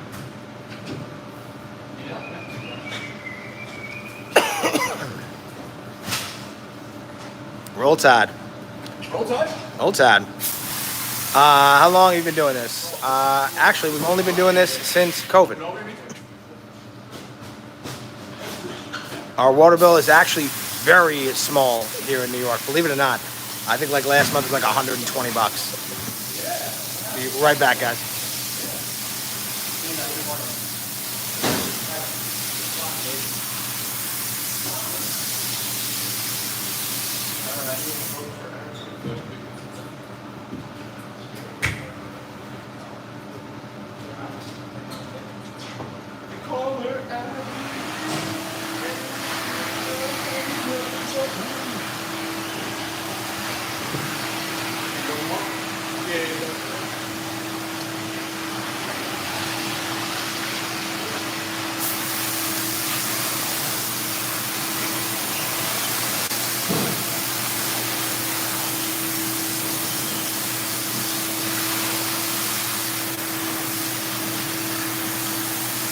The product, so all of our, a lot of the equipment we have comes from a place in Alabama. So the centrifuge, it was all made by hand. The squeegee you see there, that rolling squeegee we use, our drying rack, and we have another one of those coming. That cart you see there, the other cart you see in the background, those are all made by hand by a welder in Alabama. Yes, so we do, on this style of live video, this is all Q&A, Beans for Life. So yes, we do I do one of these every week. I try to do maybe 2 a week. It's a little hard for me sometimes to do this. But yes, I try to answer every question I can. How much money do we make? Right now, we make, from this part of our business, honestly, nothing. We are rapidly growing and trying to expand this business, and we just started it during COVID. So all of our employees obviously get paid, but as the owners, we have not taken any money out.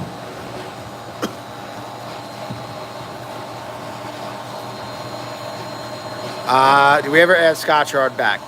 If our customer would like it, a lot of wool rugs obviously do not have any Scotchguard when they're made. We do have some products similar to Scotchgard for other types of rugs. Really, Scotchgard is a product to be used on synthetic rugs. We have a few solvent-based type protectant style products that are wool safe, viscose safe, safe to just use on a lot of different natural fiber rugs.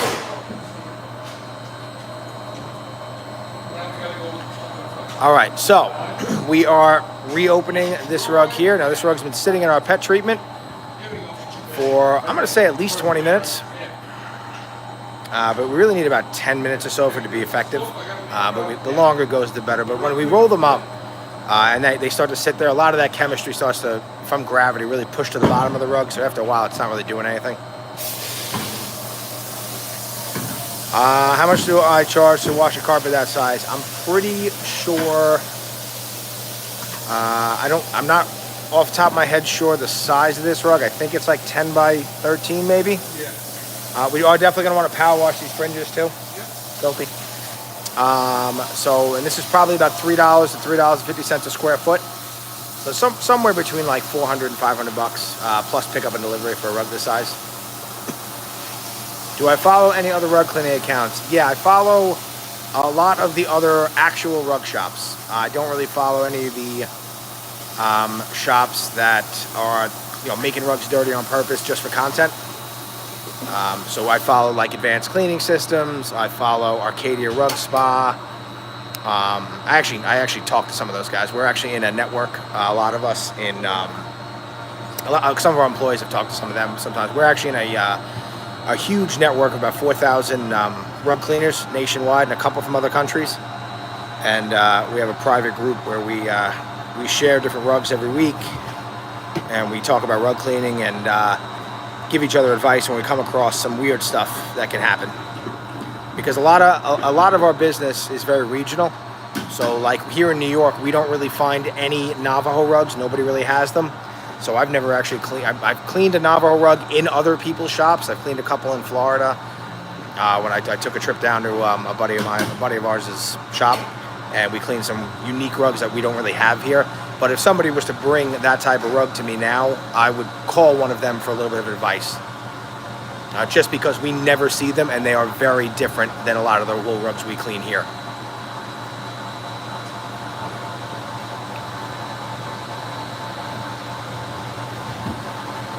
Dirtiest rug we ever handled. We do a lot of work for restoration companies. So sometimes we get a lot of rugs covered in mold, mildew, stuff like that. We also get some rugs that have been in fires, so we get covered in soot and stuff like that.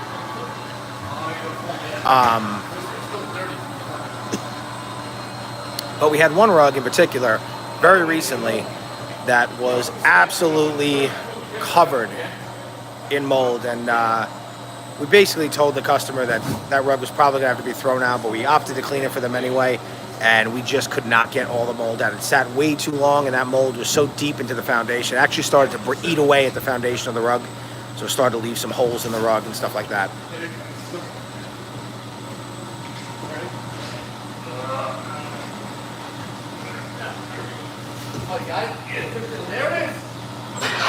And you can see Joe and Anthony here. They are definitely struggling a little bit with the weight of this rug. These rugs get very heavy when they're wet.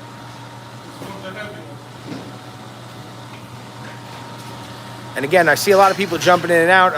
We are ATC Rug Washing here in New York. We are on Long Island in a town called Farmingdale. This is a Q&A style live video. So any questions you guys have, please ask away. So far, you guys have been phenomenal today. You guys have been asking me a ton of questions. And we've been lucky. A lot of you guys always ask questions. The entire time I do this, it makes my life a lot easier here behind the camera. Why don't we get the new carpet cleaning machines? Which new ones?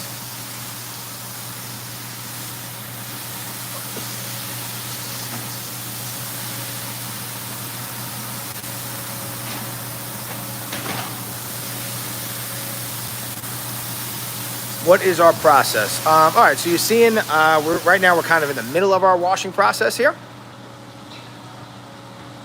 But typically, and when we get to the next rug, I'll really go into it, but most rugs go through the same washing process. The chemistry changes a bit. So usually the first thing we do is we wet out a rug, we scrub it with no soap, and we push out as much of the loose dirt and other soap that a customer may have left behind onto the rug. Then we usually put down a cleaning solution on the front, on the back, and go ahead and clean the rug, and then we just kind of go from there depending on what the rug needs. We change the process up a little bit if there is urine on the rug. But basically the fundamentals of the cleaning kind of stay the same.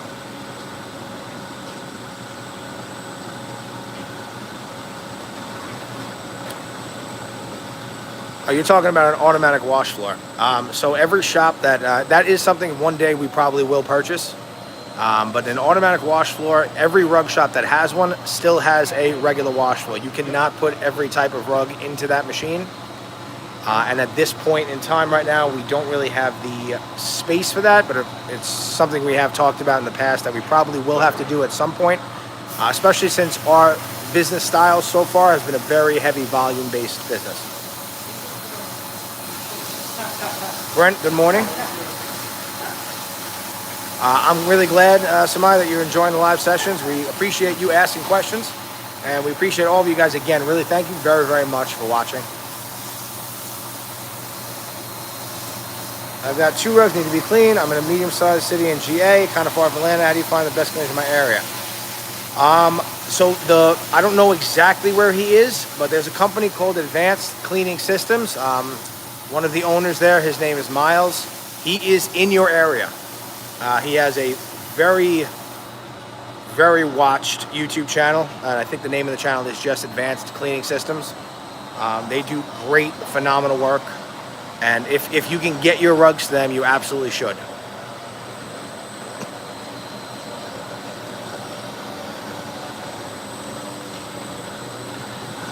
So unfortunately, our first centrifuge was from Turkey, and really I had to replace it. I'm probably gonna, when I do get one, I'm probably gonna get one that's a little bit more expensive, just so I don't have any issues with it. But I do appreciate it. Thank you.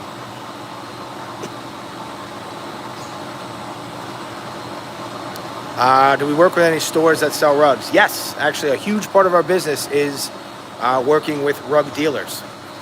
And actually, the next rug we're going to be cleaning was just dropped off to us from somebody who buys and sells rugs for a living.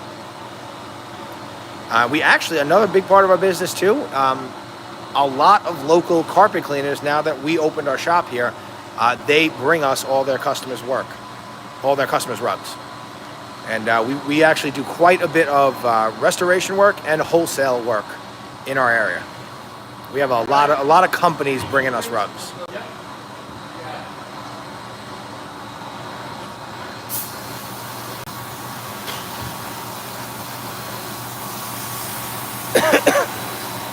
Yes, Rachel, this rug is wool. And yes, it is a beautiful rug. And yeah, okay, Advanced Cleaning Systems they're in Rome, Georgia. Okay. Yeah, I knew they were somewhere in Georgia. I'm just not overly familiar with the Georgia area. Where does the wastewater go? They actually, in New York State, all carpet cleaning wastewater can either go into ground or into the sewer system. It has to be below, I believe, the pH of 11. And all of our cleaning solutions we use here are neutral, maybe slightly basic. So the highest pH chemical we use here in our shop is like an 8 or an 8.5. Most of our cleaning chemistry is all surfactant based.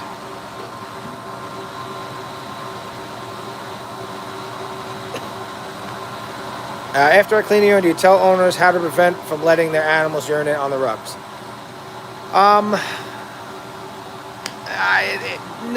We don't really get into that kind of advice with them. Sometimes they ask and we give them maybe a little bit of hints. A lot of times we'll clean a rug for somebody, and if they really like their rug, let's say they got a puppy or a dog that's getting older, we clean the rug and then we'll wrap it for them so they can store it, so they don't have to put it down again. They kind of wait till they can solve the problem with the pet. But some of our customers, we've cleaned their rugs. Sometimes we clean their rugs 3-4 times a year because their pets are having at it.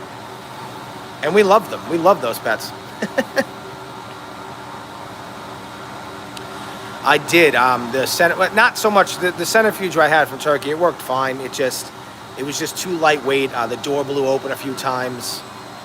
This one we have now is just, it's just an absolute tank. We can do anything we want in this centrifuge. I can put a rug in any position in this centrifuge and I can just let it go. Looks so much better, right? Yes, that's why I actually love, somebody had asked before why, what type of rug I like to clean the most. I love cleaning wool rugs because they just show so much of a difference from dirty to clean. Amanda, thank you very much. I appreciate that. And we're going to keep making them because you guys keep watching them, so thank you. How often can you clean a rug before it gets damaged? The only rugs that we really run into where we can't continuously clean them are tufted rugs. We are actually going to clean a couple, I think maybe definitely one, a very unique tufted rug today, but maybe 2 tufted rugs today. And when we get to the tufted rugs, I'll kind of explain some of the challenges with that. But the only regular kind of wool rugs, we can clean them indefinitely. And really, we're only going to clean them, we're really only going to clean rugs as often as they get dirty. So for most customers, we're cleaning their rug maybe every 2 to 3 years. Now, if they have pet urine, we'll clean them more often. But most of the rugs people bring us repeatedly, believe it or not, they are, they're synthetic for the most part.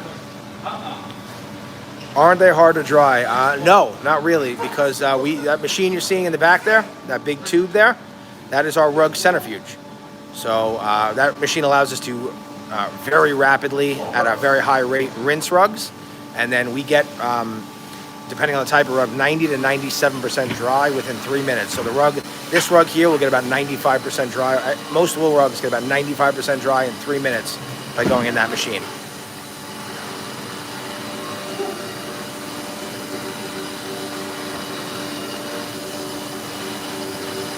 Yeah, Gretchen, it's hard to clean these by yourself, I know. You know, if you have like a paved driveway and you have the right type of rug and really good sunlight and a lot of heat, you can definitely clean a rug by yourself. But like the rug we're cleaning now, you cannot clean this at home. And we actually, it's kind of sad, we get a lot of rugs, wool rugs, especially like the smaller ones, because nobody would try to clean this themselves at home because it's just too big. But a lot of the smaller rugs, and some of them are really expensive, people try to, I power washed it, and then I hung it over my fence, and now the color's all over the place. Well, yeah, because it's not really what you're supposed to do to your rug. And then we do our best to fix them. We can actually fix bleeding sometimes on rugs. Bleeding happens all the time sometimes when we clean rugs. There's certain rugs that we clean, we just know we're going to bleed as we clean them. But if you clean a rug yourself and you let it bleed, and you let that bleeding dry, it's very hard to remove. In my estimate, what would it cost if this one buys? To buy this rug brand new, honestly, off the top of my head, I have no idea. Definitely a couple $1,000s. It really depends on, the rug business is, and even like the furniture business, all the home furnishing types of businesses, they're a little strange because a lot of it is perception of where you buy it. So you can buy the same rug in 2 different places, and you can pay, you can pay $1,000 at one place, and you can pay $5,000 at the next. A lot of it just has to do with, where people bought it, the name where they bought it, but meanwhile, all these rugs are being made in the same place. Is it a profitable business just to clean rugs? It is at scale. It's a very profitable business if you're doing it very small scale, or if you're doing it at a very large scale. And we are trying to do the latter. Especially with the infrastructure we have built here and the rent and everything else, we need to clean a lot of rugs to make this profitable. And we live in a place that gets very cold in the winter and nobody wants to do anything in the winter. So we have to do as much work as possible, like 9 months out of the year. Now we do supplement that. We do a lot of work in houses, and we do a ton of commercial work.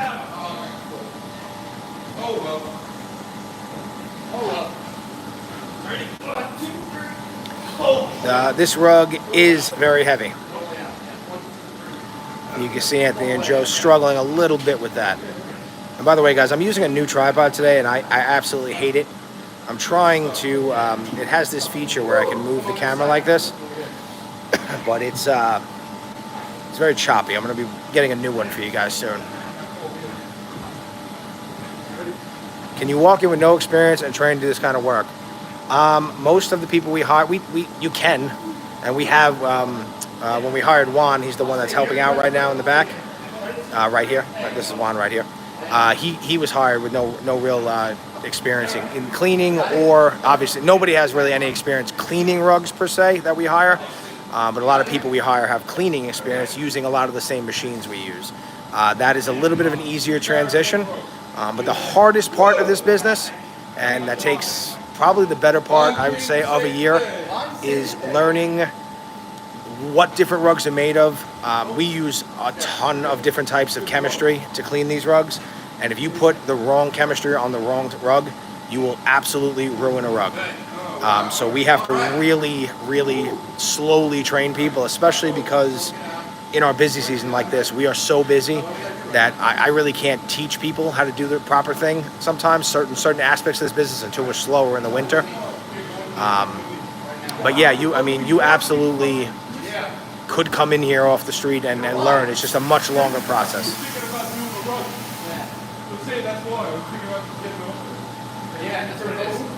We do have a very good crew working for us. Thank you. You know, hard work, bro. Hard work is key to success. Stay blessed. Thank you very much. Yes, we really are trying here. And again, we really appreciate all you guys watching. Do people give you rugs and you give them back? So people do drop off rugs to us and pick them up. And we do also offer pickup and delivery services depending on where they're located. What tips? I'm sorry, hold on one second, guys.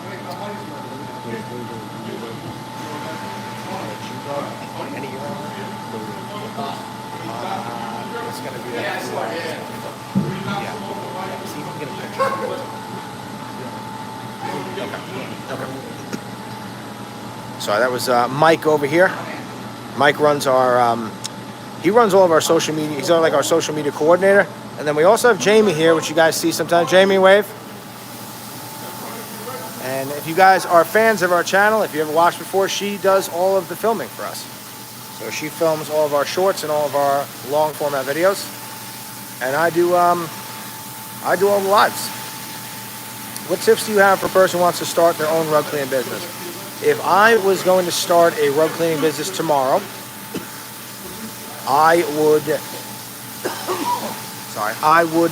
would become a in-house wall-to-wall carpet cleaner first.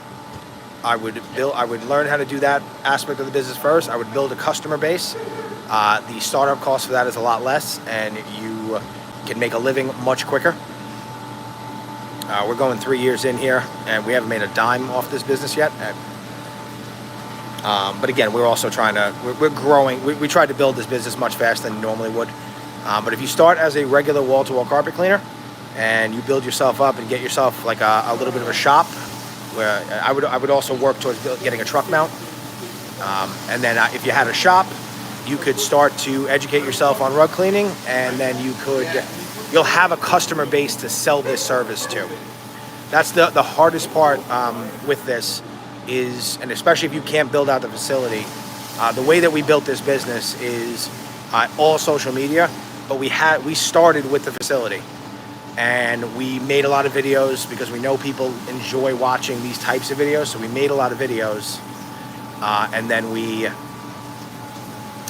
were able to grow on social media, but we had to spend a lot of money on advertising to do that.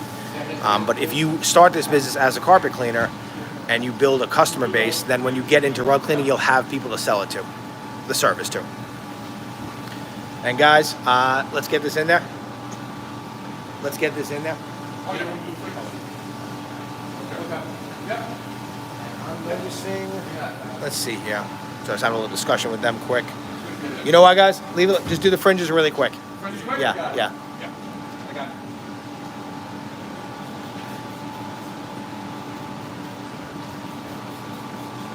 Oh, okay. Yeah. That's why, yeah.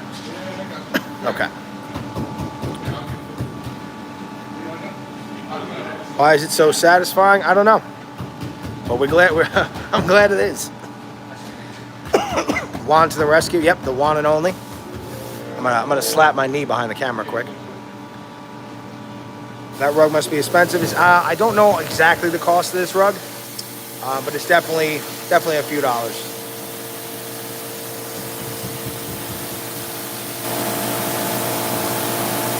Whoa, what is this stream about? This is a one of our live rug cleaning Q&As. So a lot of people make rug cleaning videos, but we like to go live, and I stand behind the camera. My name is Pat. I'm one of the owners here, and I answer any questions you guys have about rug cleaning or anything in general, really.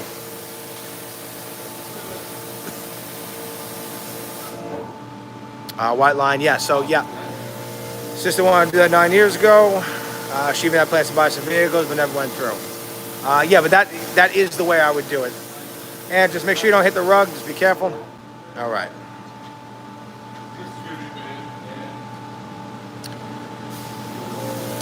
Tell them to hit it harder. Do we do dry cleaning? Yes. Yes, we do. Okay, so that question's got a couple things going on there. You have wall-to-wall carpet, and you've been recommended to dry clean. Is there a difference? Yes. So there's actually, what they are talking about is actually not dry cleaning. They are talking about low moisture cleaning. So in our shop here, we wash rugs, obviously. You're watching that now. We do low moisture cleaning, and we also do dry cleaning. Now, dry cleaning is the same process, not different process, but the same chemistry as when you go to like a dry cleaner for your clothes. It is all solvent based. When the other type of dry cleaning, the low moisture cleaning that whoever recommended that to you is telling you, that is a encapsulate product, so it's still wet cleaning, but it's very low moisture and it dries very quickly. You'll probably notice your carpet after they clean it in your house will be dry in about maybe like an hour to 2 hours. It works very well. It does not work that great if you have any kind of pet urine. I'm sorry guys, I hate this tripod. It does not work very well if you have any kind of pet issues. If you have any kind of urine on your wall-to-wall carpet, it will not really do a great job of that. Yeah.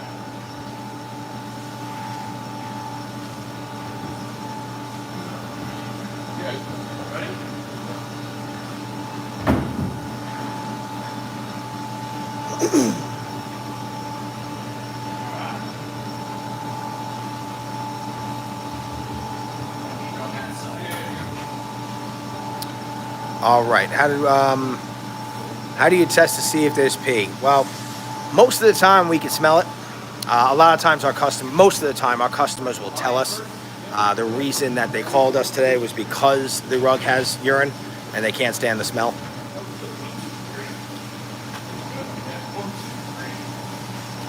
All right, so that one's gonna go in our centrifuge. And we'll check back in on that one later. And then we're gonna clean another rug right now. And this is for one of our rug, we call them rug dealers. They buy and sell rugs for a living. We're going to be cleaning a wool Karastan rug.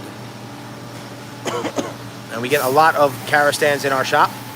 Karastan was, they don't make, the company went out of business. They made phenomenal, super durable wool rugs. Very easy to clean. Yep.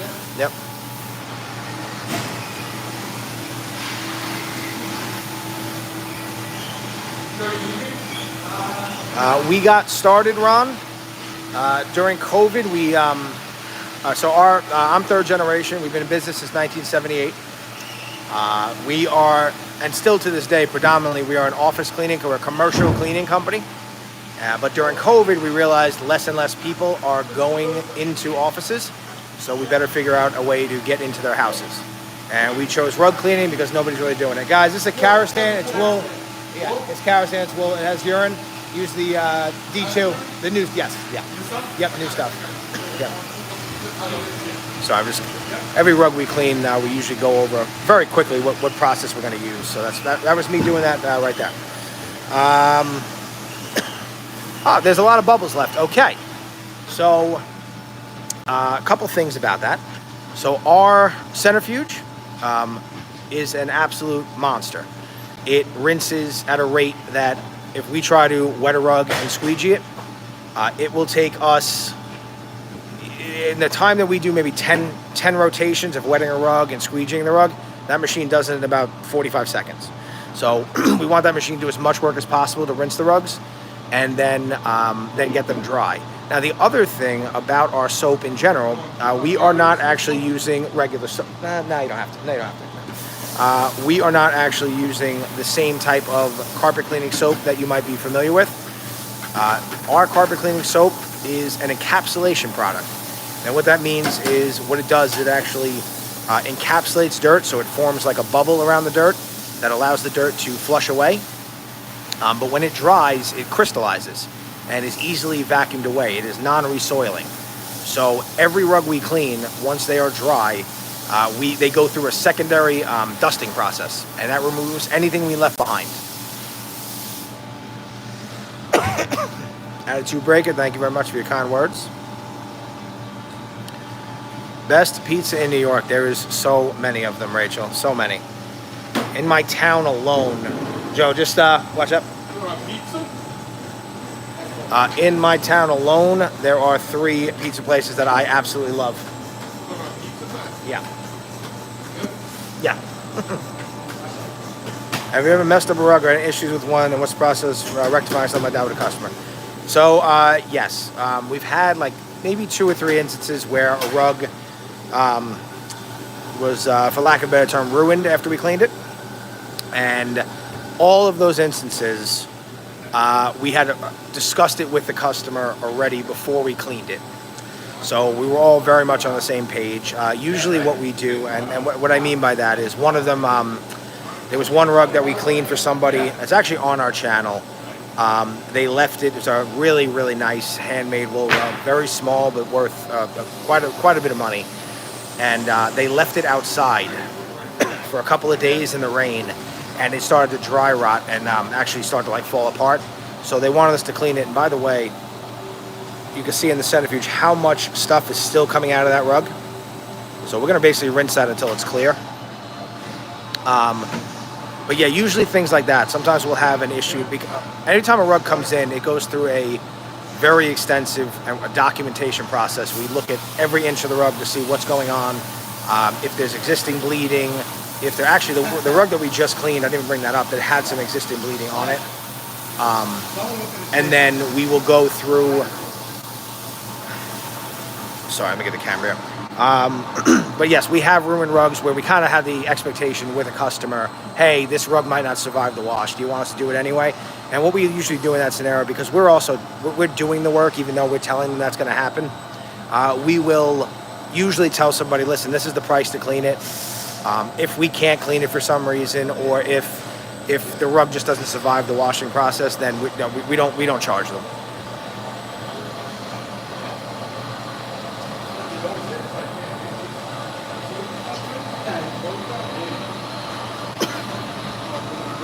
Well done for thinking outside the box to get through COVID. Thank you.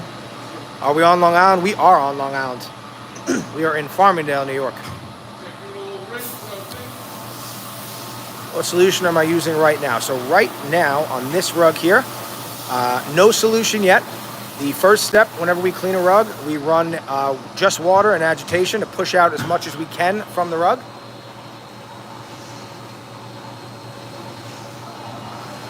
And that allows us to get out any of the loose dirt and any of the loose urine and any soap that a customer may have left behind from trying to treat the rug at home. And then once we do that, right now we are putting down our pet treatment. This is a wool safe product. This is a relatively new product for us. We've been testing it out. A company called RCI, they're a brand new carpet cleaning company. We're testing out their products here. So far they've been working phenomenal. This is a product called D2. And yeah, so far it's been so good. It does a really good job of cleaning. A lot of times the pet treatments, they don't do the best job of cleaning. They do a really good job of removing the pet issues, but then we have to kind of clean the rug after. But this is a very high surfactant product, and this is allowing us to knock out the pet issues and clean at the same time. So we're actually able to move a little bit faster during our cleaning process. How often do you clean rugs or carpets from a death scene? To this date, we have not done one. And the biggest reason for that is most of the time in those scenarios, insurance will cover it. So we do a lot of work, if you heard me before, we do a lot of work for restoration companies, obviously a little bit different than a death scene. But we do a lot of work for restoration companies, and we only clean the rugs that are savable because that's all the insurance will pay for us. Oftentimes insurance company is not going to pay us to clean a rug, and then the customer's not happy with it, and then they have to get a new rug anyway. If that makes sense. You have a rug, how often should it be cleaned? Really depends on what's going on with your rug, Jake. If you don't have any pets in the home, and you're usually between 1 to 2 years for most rugs. But if it's like right in the front door, or it gets a lot of foot traffic, or you wear shoes in the house, that could change a bit.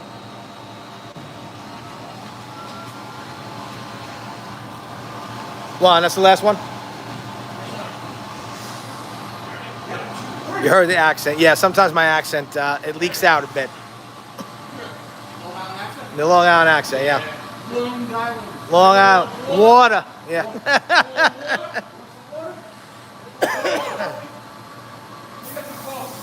Do I charge by the square foot or per piece? We charge by the square foot. Unless it's a very small rug, we have a kind of like a minimum charge. But outside of that, we charge by the square foot.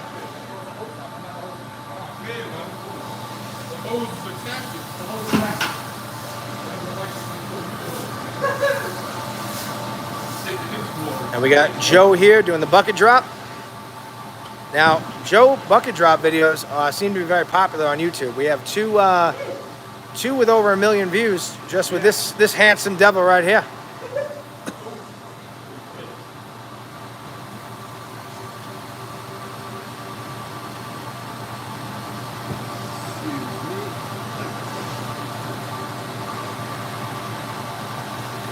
I'm sorry, guys. Sometimes I gotta moderate certain people here. This is a rug cleaning channel.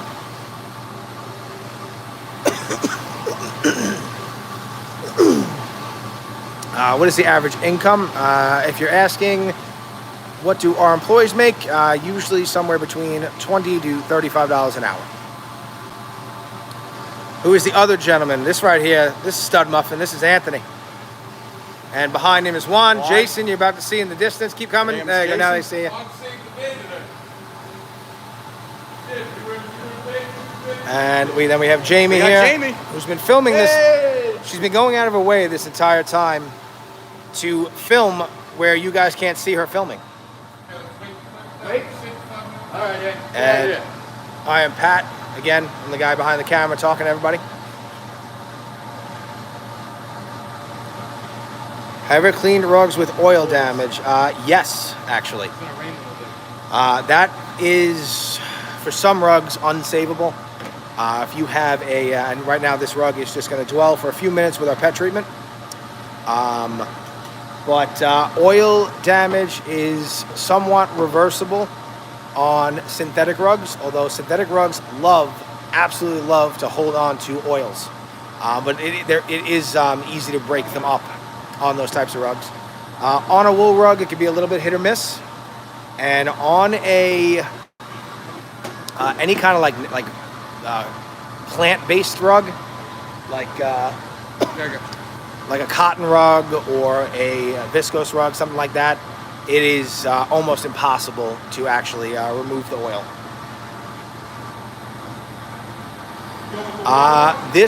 Sean, this particular machine is a one-way. It is not an orbital machine.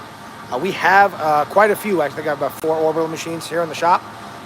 But for most rugs, we have Orbats, so that the pattern of the Orbat is a little too aggressive for a lot of rugs. That orbital pattern can be very, very, very aggressive.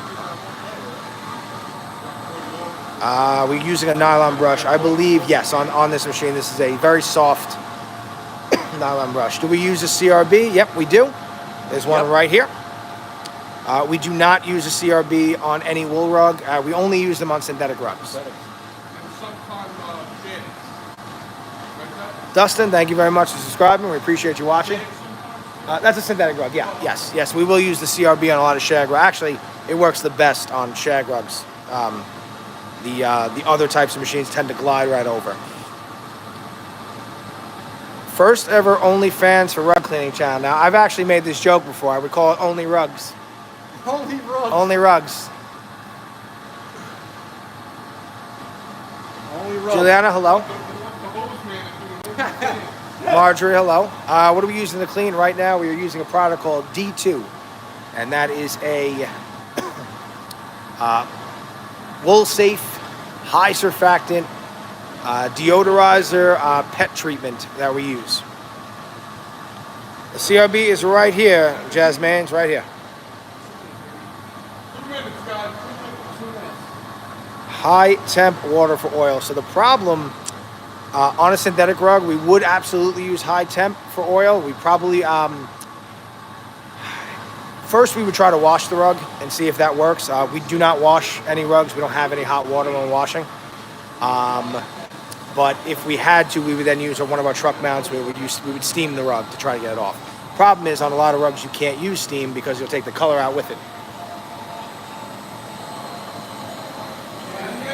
Will flex, break up hair oil on wool.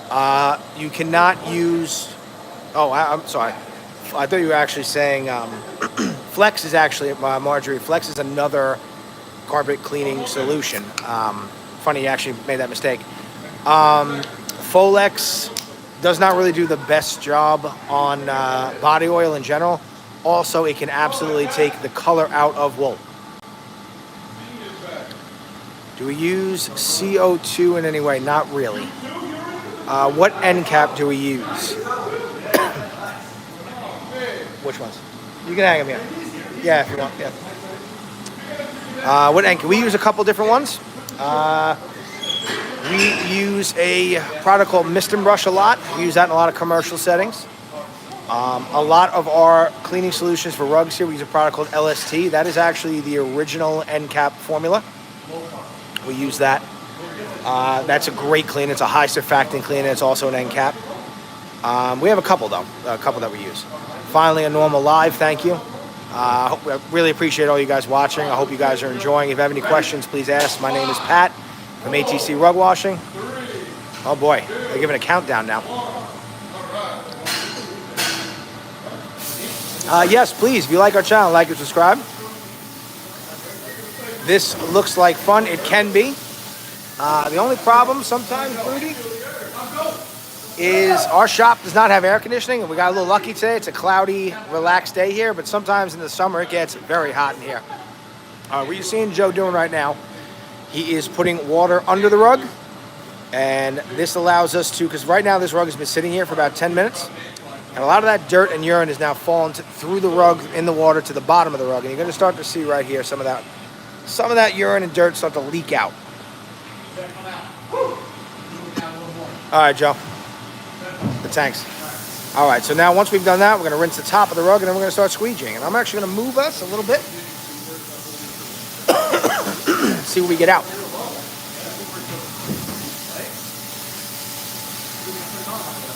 Mr. Peepee, Pet Peepee. He's got a very unique thing going on. He built a pretty good system to clean urine out of Oriental rugs. I know his price is, I think his price is a little expensive, and a lot of people, you wouldn't want to bring him anything but a handmade wool rug. Let's take a quick look. Yeah, hold on. They're going to groom. You know what? You guys finish the squeegee. I'll show them that rug. They're very excited with their own work. It's both. It's all me, guys. It's all me from behind the camera. All right. So I'm going to show you. You can see the rug we just cleaned over there. And again, pet odor gone, much lighter and brighter. And they're actually going to groom the rug now. And you see Juan right there. He's actually brushing the rug. Now what he's doing is, it's called grooming the rug. He's putting the wool fibers back down in their original direction. So every wool rug has a light side and a dark side. And we push everything down towards the light side. And then we usually open up the rugs in our customers' homes towards the light side.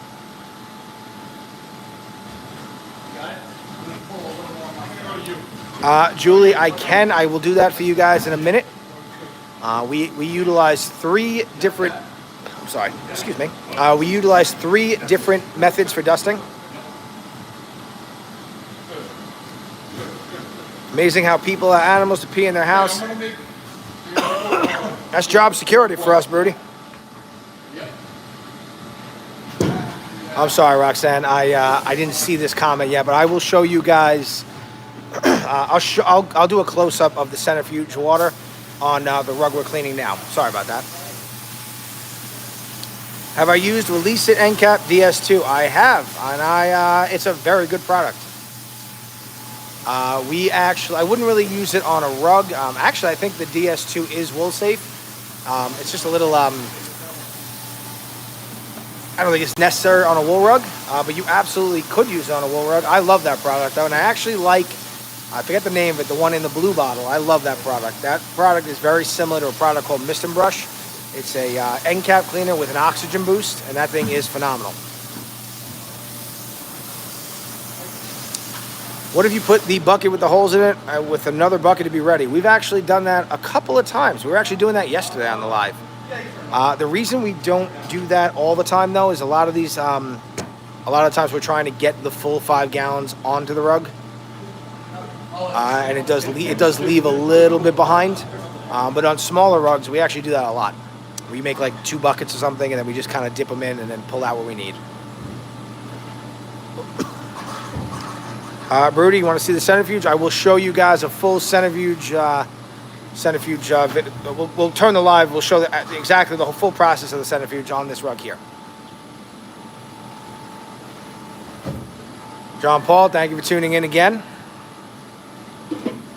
Sometimes it's not animal pee, I'm sure. I actually have cleaned, not so much a rug per se, but I've cleaned a couple pieces of furniture for, unfortunately, some people, as they get old, they get a little incontinent. We have cleaned some furniture like that. It's usually kind of sad, honestly. But we definitely can help people with that stuff. I know you guys were joking, but it does actually happen. Do you weigh before and after cleaning? No, we do not weigh it, weigh the rugs. Squeegee is a very funny word. Do I recycle the dirty water? This business is relatively new. It's only a couple years old. We are looking into some recycling options, but at this time, no, we do not.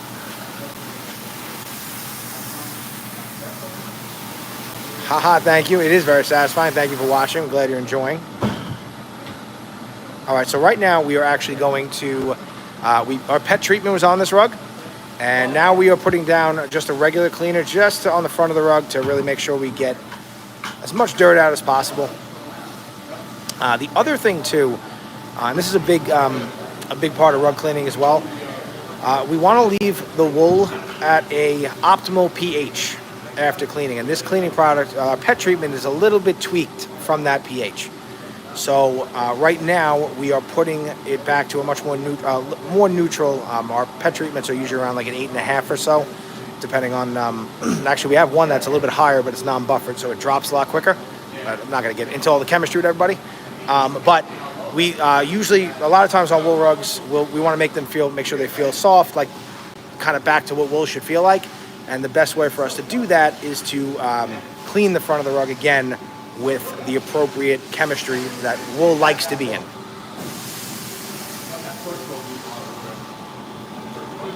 And yes, we know you guys, a lot of you guys like watching the soap, and this particular product we're using is very soapy. And Jamie, somebody wants you to wave on camera. There she is with a Long Island shirt, a non-ATC rug washing shirt.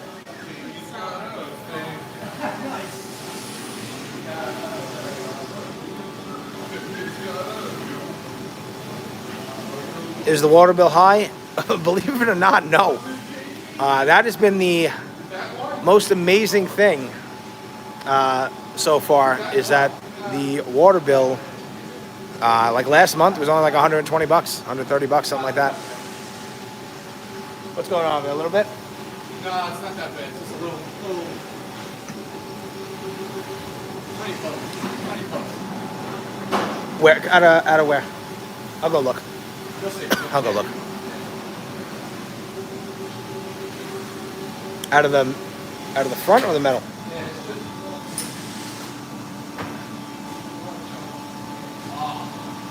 the black hose connects to the metal piece. I got it. How tight? Juan, is that tight? Hold on 1 second. I'm having a little technical difficulties with the water. Yeah, it's not like crazy. Okay, let's do one rinse. Yeah. Then we gotta do the three rinses. Alright? Yeah. I don't know this time. Now I got soap on my shoes. Okay. Do I have a shower in the facility for the guys? We do not. We joke about that all the time. We want to put in showers and cots. Sometimes in our busy season, we work very long hours. Do the fringes get combed out? Yes, we usually do that on the drying rack.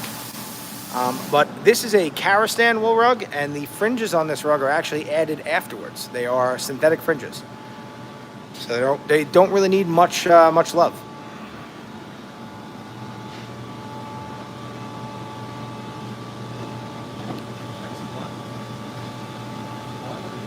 For what? Fringes? Yeah, You can just these are synthetic, so you can just be careful that they're just sewn on. They're not actually part of the rug, so not too crazy. But the dirt will just come right out with just water. Yeah. You don't even have to. Yeah, you don't have to use anything.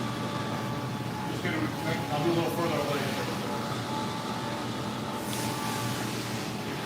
How many rugs do we clean a month, and what month is your busiest? So it's a little hard for me to tell that yet because we're pretty new, but it definitely either like June, July, August, or I'm going to assume September and October. Actually, November is very busy for us. We get a lot of work before Thanksgiving here in New York. Well, how many do we clean a month? That's a good question. We probably clean right now.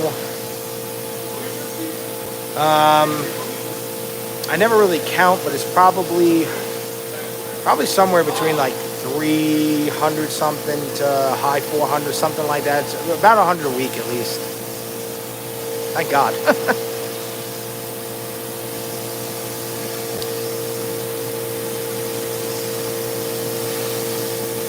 I gotta get some t-shirts made. It says all about the PH. We are gonna be getting, so our slogan here is actually, and we don't really use it all the time on YouTube, but on Facebook and Instagram we use it a lot. It's talk dirty to us. So we're going to be we are going to be making some t-shirts. We actually just got monetized on YouTube a couple weeks ago, and they allow us to kind of sell stuff now. So we're gonna have some fun with that, I think.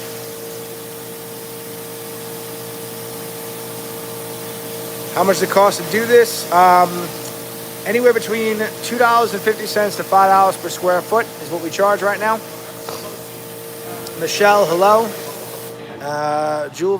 Julie, must be the guy with the luxurious beard. Thank you. And behind us, that is our mascot. It's based on my dog. We call him Ruggy. And we are going to be. We're going to be selling some shirts with Ruggy on them as well. And that exuberance you just heard, that is Manny coming back. Manny has been with us for well over over 15 years now. that's it. No more water. There's a lot of water there. Nice and wet. Yep.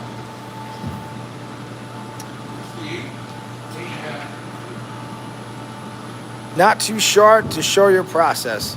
So the thing is, to do this process, you need to start up with the better part of $300,000 to $400,000. So if anybody in my area wants to do that, they are more than welcome to. I think I would.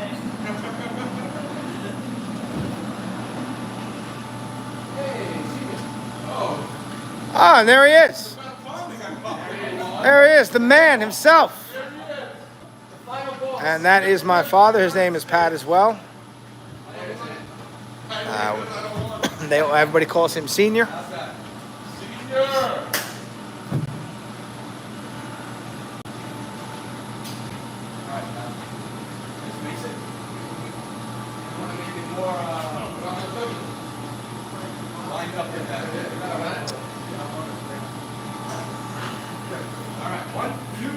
Ruggy is now home napping. He is. That's all he does is sleep all day. He's getting a little old. He's 8 now. Actually, he's older than the rug cleaning business, so his actual name is Ranger. But we made the mascot named Ruggy.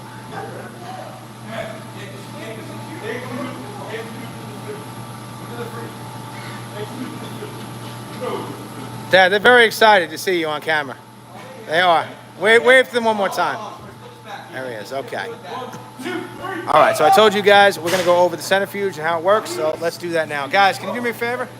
Can you guys get some of the soap away from that tube? Okay. Where the water comes out. Okay, so rug, guys, just want to show them how the centrifuge works. So rug goes into the centrifuge, and there we go. Okay. So the rug goes into the centrifuge, and what we're trying to do, no, not yet. Give me a second. Is did I leave it open for 1 second? All right. So you see the little spout we have right here. That is where the fresh water comes out, and what we're trying to actually do with the rug in here right now, it's rolled up. We want that rug to actually open up with the force of the spinning in the centrifuge. Open up, and you can see all the holes in the tube. It opens up in and completely adheres to the walls of the centrifuge, and that allows us to run water through the machine, through the rug, out those holes, and down the drain. So I'm going to close the door.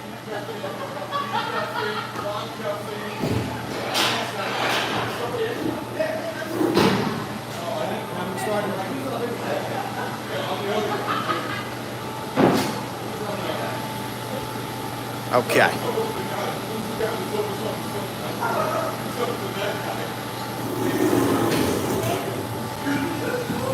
All right, so the machine is now on, and the first thing I want to do, I want to get this rug to actually open up like I said.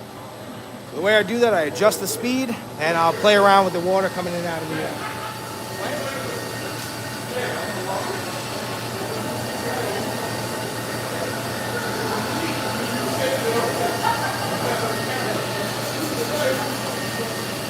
Okay. And once I see water start to actually come out of the centrifuge, I know the rug caught. So now what we're going to do is we're going to run this machine. We're going to keep rinsing and drying and rinsing and drying until we get the water to be clear.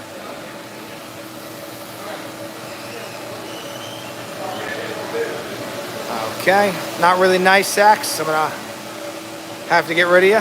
But thank you for tuning in for a minute. All right, so I'm going to keep playing around with this. Now, right now, there is no water coming through this rug.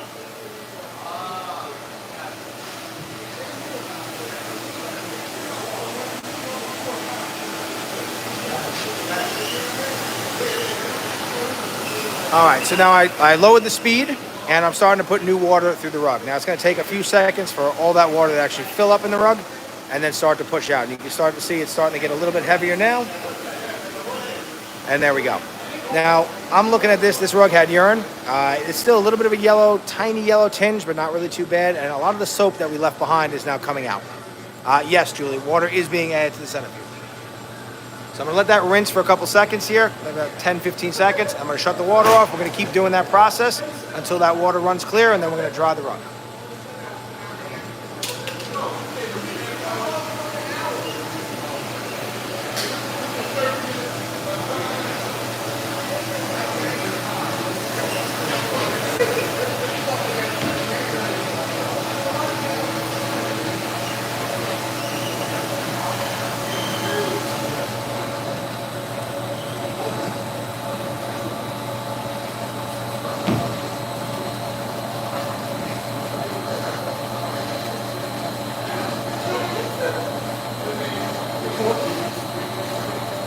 Okay, so now I'm drying the rug again, and we're going to do this probably 2 or 3 more times to get it clear. Let me see what other questions you guys have.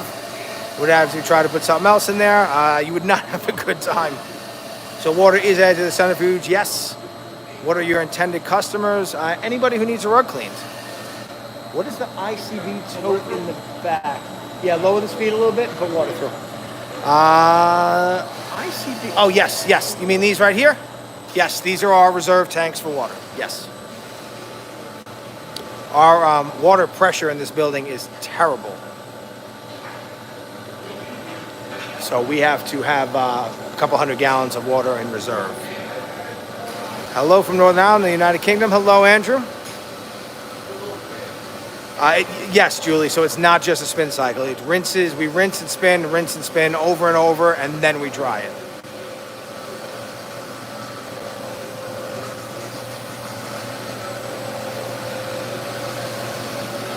Why don't you clean the rugs like other people on YouTube? Go over with water and some other machine like an X80X. So a lot of the other channels you're watching, they are Big Ben. They are making rugs dirty on purpose.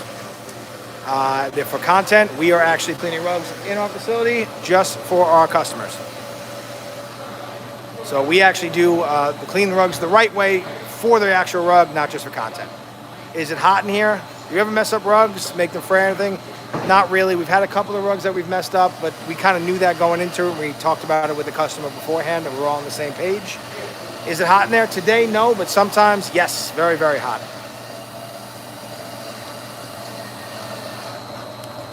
Julie, yes, 2 or 3 more times that we rinse it, yes. Comes out smelling much, much better. Yes, we basically, at this point, there is no more urine odor in this rug. All right, so I'm going to get the, thank you very much, Stephen. I'm going to get the next rug we're going to be cleaning. Let's see. All right, guys, let's grab that red one. Yep. The red one. Red.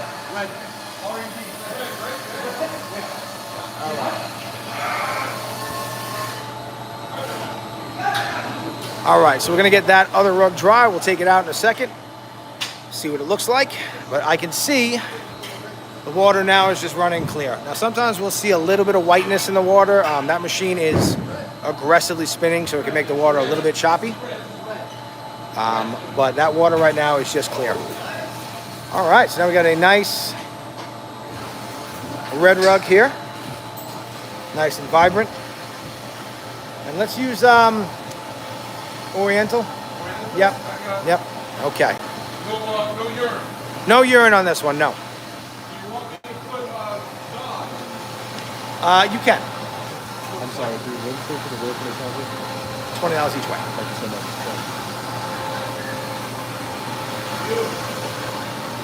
much. So, John, that is actually something that we've been talking about. And that is something that we will be doing soon.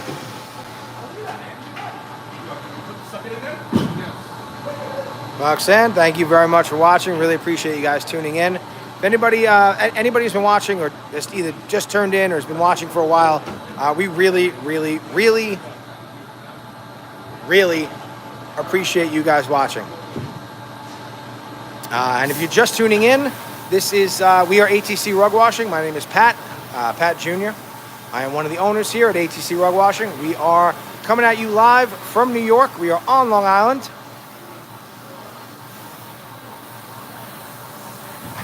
And these are Q&A style. So I'm back behind the camera the entire time we're live. And any questions you guys have, please ask them. And so far, you guys have been very active in the comments. And I'm trying to get to everybody's questions. I really appreciate that, too. You're making my life a lot easier. Are we hiring? At the moment, no. We just hired 2 new employees this year. And Michelle, I saw you had a question redacted, but I was going to answer, but I forget what it was. If you want to ask it again, please. Yes, this is a very nice looking rug here.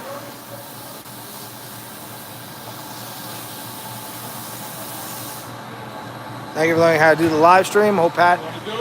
Did I realize this kind of? Oh, he's all in on the content. He has never given me any type of.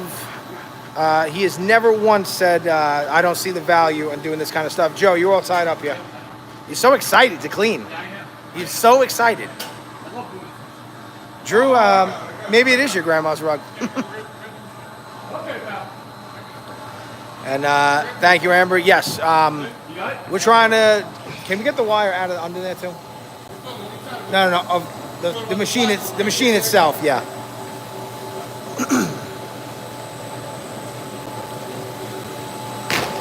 Yes, we are trying to. Back to your comment, Amber. Thank you very much. We are trying to make these a little bit different than some of the other people who clean rugs. Well, obviously, we clean rugs for actual customers here, so that's a huge difference in a lot of channels.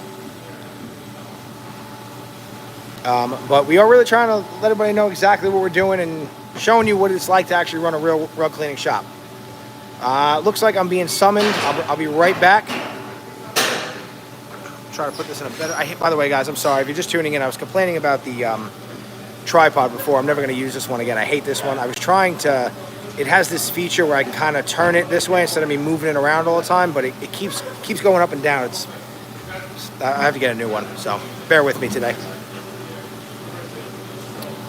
And I'll be right back.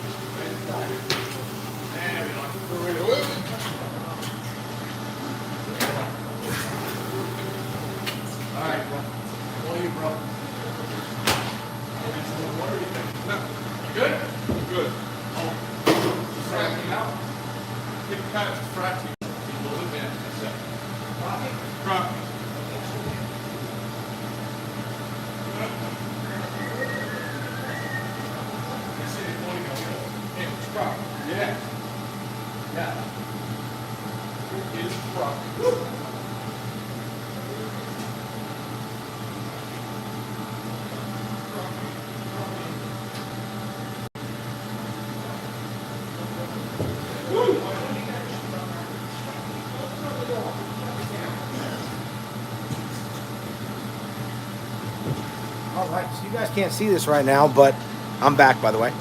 This rug is crocking. Yeah. And we're going to get into that in 1 second. Actually, I'll get into that now. Then I will get back to everybody's questions. No, so let's get the dye release into that with the cleaning solution. Okay. All right, so you've seen a little bit of color come out of this rug, and that is completely normal. So now a lot of people would see that and say, oh my God, the rug is bleeding. It is not bleeding.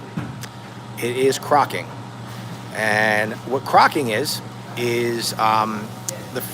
when a rug is made, there's a tendency for the rug fibers to be over dyed. So there's a lot of loose dye in this rug right now. And as soon as we wet it, we start to break that up and it starts to be removed. So what we'll find a lot of times, usually it takes, now rugs do bleed, but it usually takes at least 10 minutes for that to happen. And if rugs do bleed, so right now we're actually changing our process. It's going to look the same, but we've changed the chemistry quite a bit to clean this rug. So now this rug is getting a normal wash. There is no urine on this rug. And what we are doing is we add a product to our cleaning solution that on a molecular level will make the dye too big. It bonds together, all the loose dye bonds together, and that becomes too big to migrate and fit into the spots where it does not belong. So actually, a lot of times when we clean rugs like this that have this crocking issue, they look much cleaner and brighter after we clean them because that loose dye has just been laying there, attracting dirt. Yeah, right. Now, we don't want this rug to bleed on us either. And if this rug had fringes, it's a little bit more of a challenge because that loose dye can absolutely go into the fringes. And then we have to kind of power wash that out. And hopefully when it dries, we don't get more of it in there. And then it's just a little bit of extra work for us. But this will make us, this will force us to try to clean this rug as quickly as possible because we don't want, if we don't have to, especially with no urine, we don't want this rug to continue to bleed. And Ant almost took a little dive there, but you can see all this dirt and just a little bit of color that's kind of still in there. Now, I'm not seeing anything crazy red of color coming out, so that's good. But this happens relatively often enough to people who clean rugs that we don't really panic or anything. It's just pretty much a normal part of the cleaning process. All right, let me get into some of the questions. I think rugs sell for good money. Some rugs that we clean are very valuable, yes. Satisfying to see the actual process, thank you. We are trying, again, that's what we're kind of trying to do with our channel here, really show you guys how rug cleaning actually takes place at scale in an actual rug cleaning facility. Where's our particle accelerator? I left it home. Yep, Steve. Yep, tried to answer that question about the bleeding. Growing up Italian, I would love to be on Mario's show. Brittany, thank you very much. And thank you for tuning in and watching.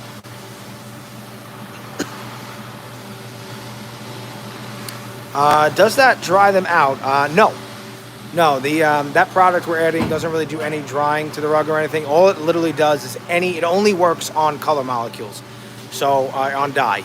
So if any interaction that has with any part of the rug that doesn't have dye, it has no effect really. And it is such a small amount. For every 5-gallon bucket, we are using 1 tablespoon. Riverette, thank you. Alicia, thank you. Can we wash a wool carpet this way? That's what we're washing right now, Cammie. This is a wool carpet. And today, we've actually cleaned a handful of wool carpets. And actually, this is, our whole process here is actually a modern take on the old world style of cleaning rugs. A lot of like in Iran, where a lot of rugs are made, they still clean rugs in rivers and streams and other kinds of large bodies of water. It's just a very effective way to clean rugs. Now, if this rug was to actually start bleeding on us, then I can tell that either vegetable dyes do not bleed when they're wet. They can stay wet for indefinite periods of time without bleeding. So if this rug was to actually start bleeding, not crock, I would either assume that a customer tried to do some at-home cleaning and maybe made one spot, made the colors loose, but that's not really what I'm seeing here. I'm kind of seeing it relatively split out throughout the rug, and that's usually another real good indicator for me that the rug is crocking. Typically, rugs do not bleed uniformly when that happens.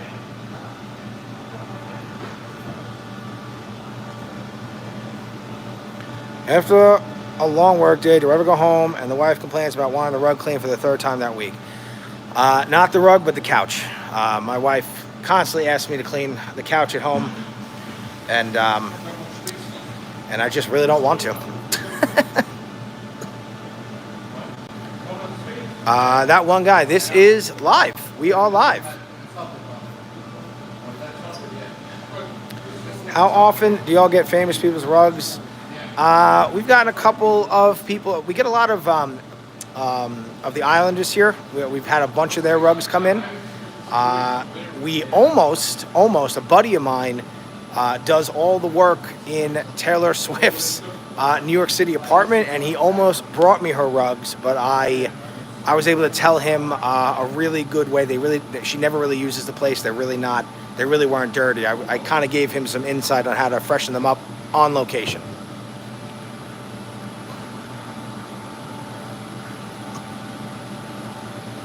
All right, guys, so we are going to get this rug into the centrifuge. You gotta do the front half. Oh, yeah, that would help. It would help if we rinse the front of the rug. Yep, that would make sense. See, sometimes the students become the teacher, you know?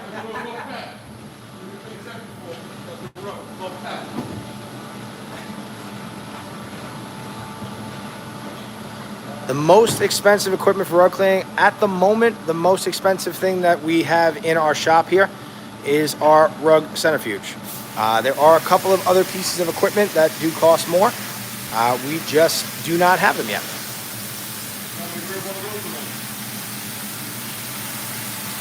No.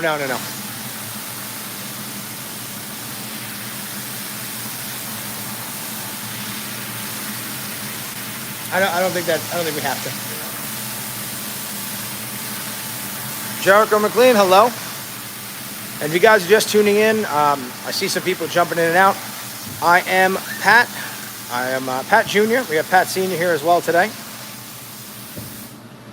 And we are ATC Rug Washing. Right here. Coming at you live from New York on Long Island. And we've been cleaning a whole bunch of rugs for you guys today. We are almost at the 3-hour mark. and you guys would keep me busy. These are Q&A style videos, so ask any questions you guys have. Steven, yes, you can use sun-dried and expensive rug years back, use a color safe spray, and didn't work, yeah. Sunlight, when you have anything that's wet in the sunlight, that UV can really kind of cause the color to migrate a lot.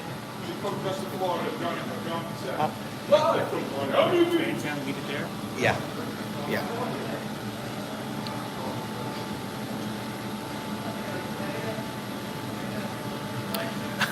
Big Ben. Not probably. The next piece of equipment we're going to get is an automatic wash tub, and we will get that. I don't know if we'll have it. We definitely won't have it this year. It's something that we might get for next year. The only problem is it would force us to move the centrifuge and some of our other things, and we don't know if we have enough space currently the way we're set up. But that would be the next piece of equipment we will get. I am 37 years. Actually, we're all three of us here that you're seeing. Me behind the camera and Joe and Anthony here. We are all. Yeah, he's 36. The rest of us are. I am 37. Anthony's 37. A lot of us here are in our 30s. At senior, I mean, easy over there. Just wipe that one. The side of the machine. The side of the box.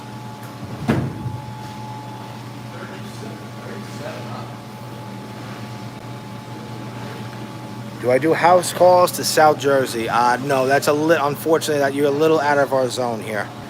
You know how it is with the traffic. It'll just take us way too long to get there. Clean my couch, thank you. I'll tell you. Maybe we'll make a video of me cleaning my couch finally for my wife. What's the most beautiful rug? There's a lot of different beautiful rugs. I've had one really cool piece. I thought it was my favorite rug that ever came into the shop. Was a wall piece that depicted a brothel.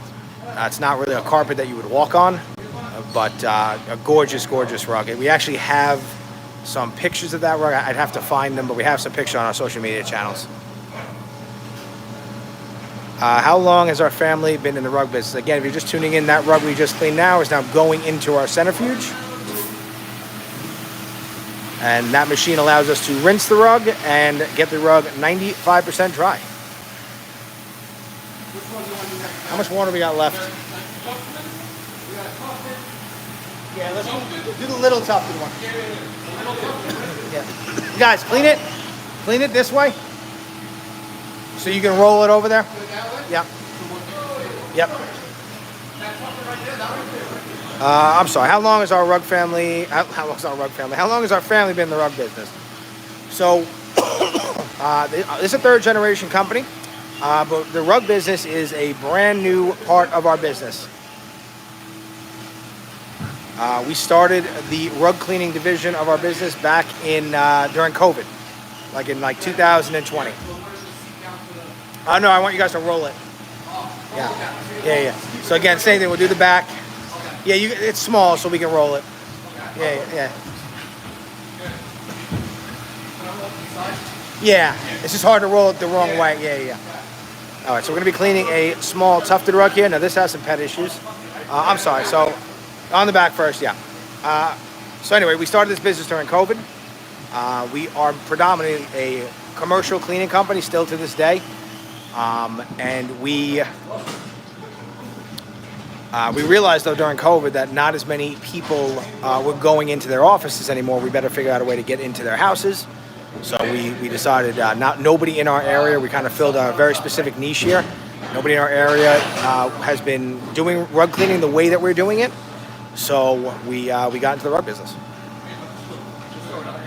How to seal or protect backing on smaller rugs. You're talking about like a tufted rug, Steven? And this is a tufted rug here. I talked about this a little bit before. When we clean these, we the back of this rug, the way this rug is constructed is a little bit different than most rugs. So on the front of the rug is wool, and they take small pieces of wool and they punch it into like a type of mesh, almost like color by numbers. and then they put a latex layer on it, and with that latex, they glue this back to the back of the rug. Now, this rug has some pet issues, but when we clean this type of rug, once we wet it, we cannot run a machine on the back of this rug. We will actually take this canvas off the rug.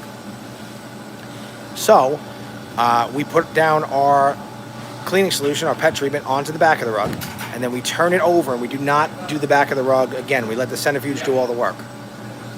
And that's just so we keep the structure of the rug intact. Now, on the front of the rug, it's pretty much business as usual. And guys, hold on 1 second. I'll be right back.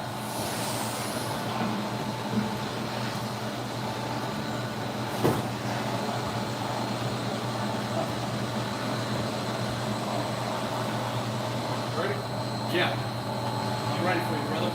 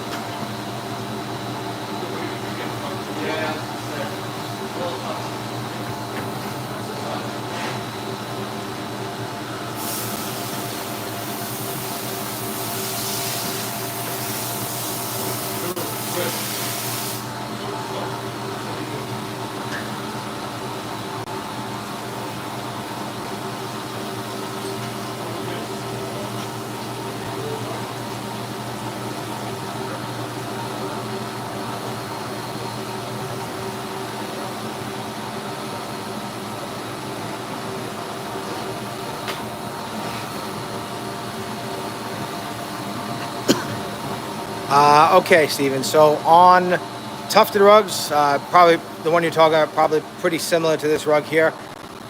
Once that latex layer goes, there's really not much you can do. You can have somebody like us replace it, but yeah, they're kind of like just almost, in some ways, like for lack of a better term, they can be a little bit of like a disposable rug in some ways. They're just not really. They weren't really built to last.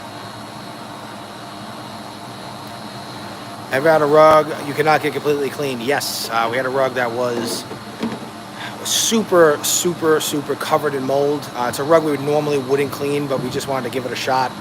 Normally, homeowners insurance would have covered the customer for this, but they didn't want to go through insurance. So we kind of set the expectation that we're going to take a shot to try to do it. And we got a lot of the mold off it, but we just couldn't get it out of the foundation of the rug. And the rug just really wasn't safe to go back in a customer's home. Normally, we really wouldn't do that type of rug. But we just wanted to kind of, as a challenge, kind of playing around to try to do it. Favorite Italian food? I would say, that's a good question. Like a little, like a veal sorrentino.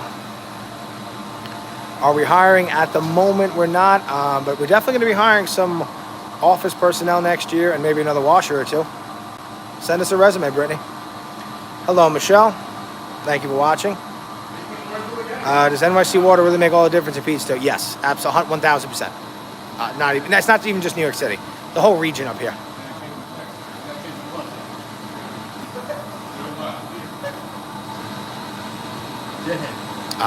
John, I never really noticed. It's probably a wool rug. And Tamara, thank you.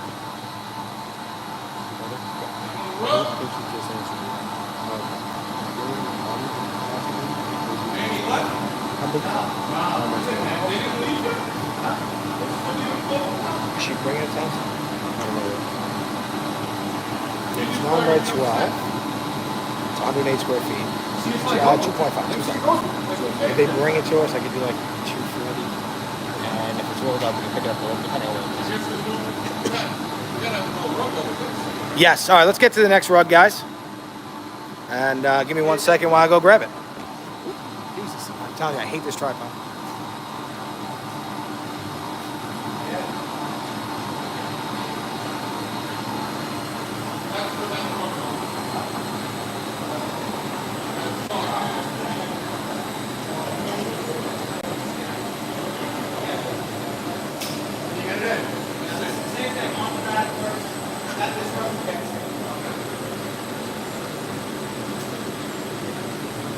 I forgot about this rug. We actually have a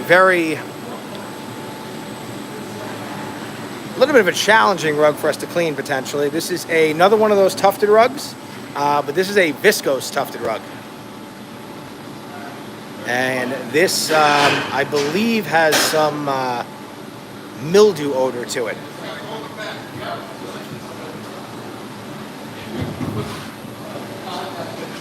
And this is going to be the last rug that we clean for the day on the live. And just like the last rug, it's going to be a very similar process, except on the front, we are going to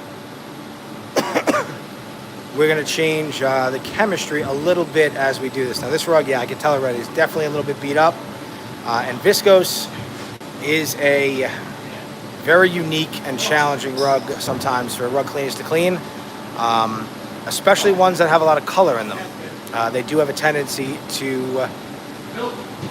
Now, you guys are smelling, you smell the mildew? Yeah. Yeah, yeah. All right, so 2 on the back. Be careful when you turn it over. Okay. I'm telling them to be careful when they turn it over because when you wet these rugs, they can start to change shape. Now, it's pretty easy to fix that as long as the rug is wet. So once we get it out, now these rugs are the types of rugs that when I say 90 to 97% dry in the centrifuge, these are the ones that only get about 90% dry. They take a little while for us to dry them. And by the way, here, that rug came out fantastic. Ooh. God, we do good work. Okay. Yeah, so, and we also cannot hang these rugs on our drying rack. If we start to hang them on the drying rack, they will change shape. And then we have to wet them again to fix it. It's like a whole thing. So we have to dry these rugs. They go in the centrifuge. From there, they go upside down. We want to dry this back layer first so the rug regains its structure. And then we turn them over, and then we dry the front. So it's more, to get that last 10% dry on this rug, it's really like a day and a half process.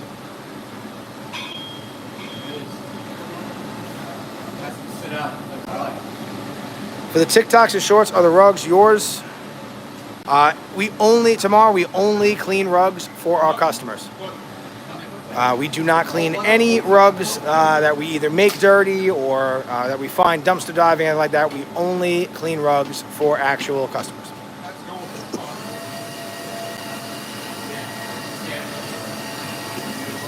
And actually, Jamie here.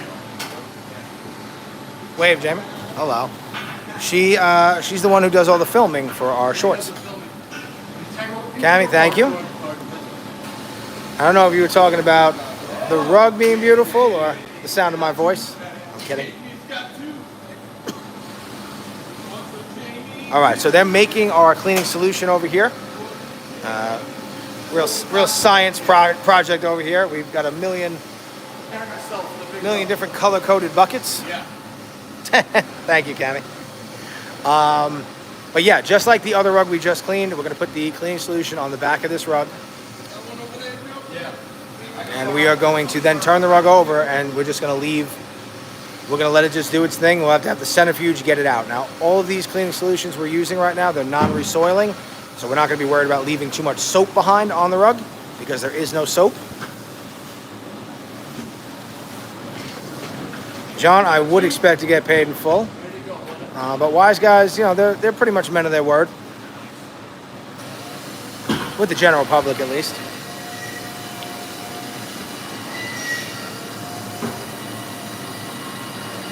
He missed one little spot there. So basically, we're just going to work this in by hand. We cannot run a machine. If you're just tuning in, this is a tufted rug we're cleaning. And we cannot run any kind of machine on the back of this rug.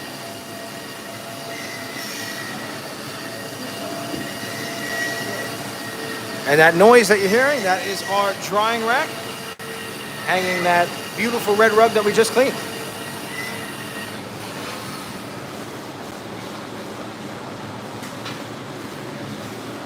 And I saw we had a bunch of people leave and a bunch of new people come in. So my name is Pat, Pat Jr. We had Pat Sr. here before. And we are ATC Rug Washing. I'm one of the owners here. We are a family business coming at you live from New York on Long Island.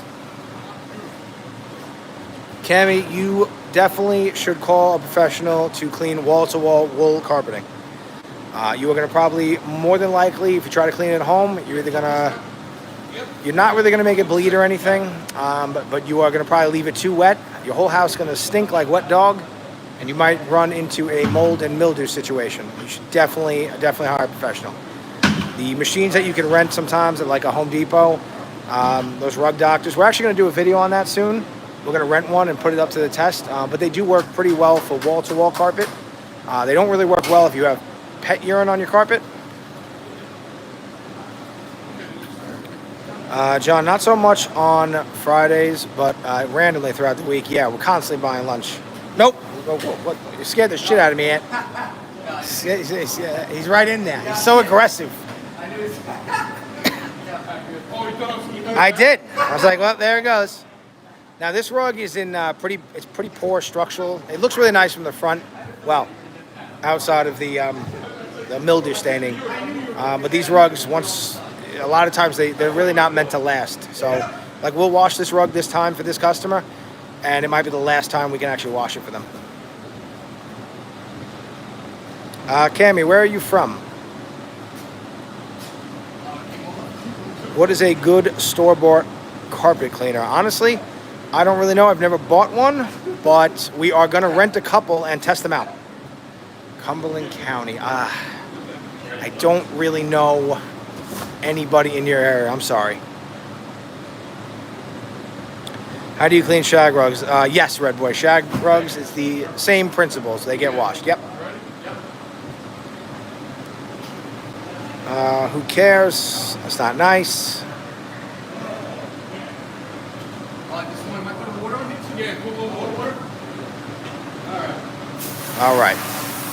All right, so while they're doing this, I'm going to go check in with the rest of the guys back there, see what they're up to.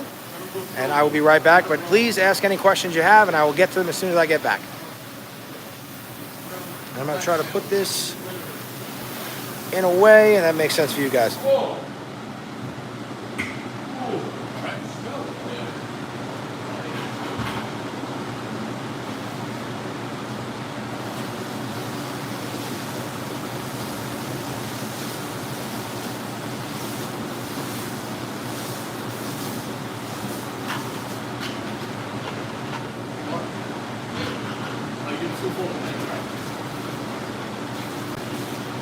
Guys, ask 2 questions about his mouth.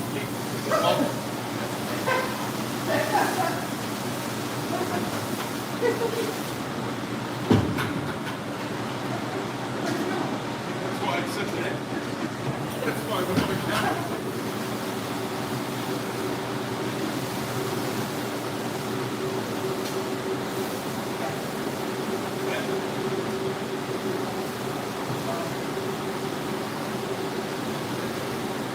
That's it.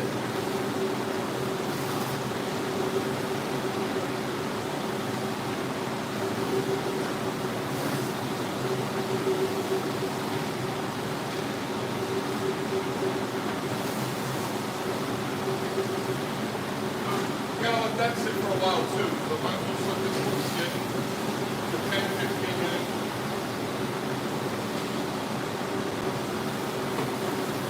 I don't know what the boat. Oh, these two get drawn on the ground. That's right. That's right. Yeah. That's right.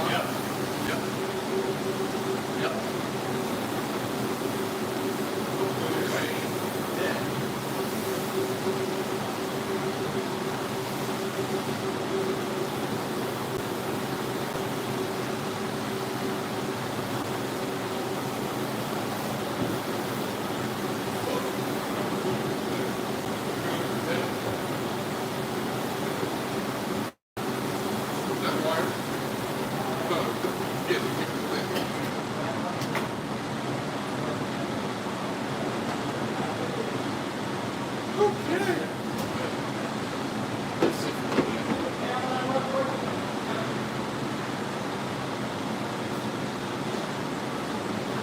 my God! One of the quite big.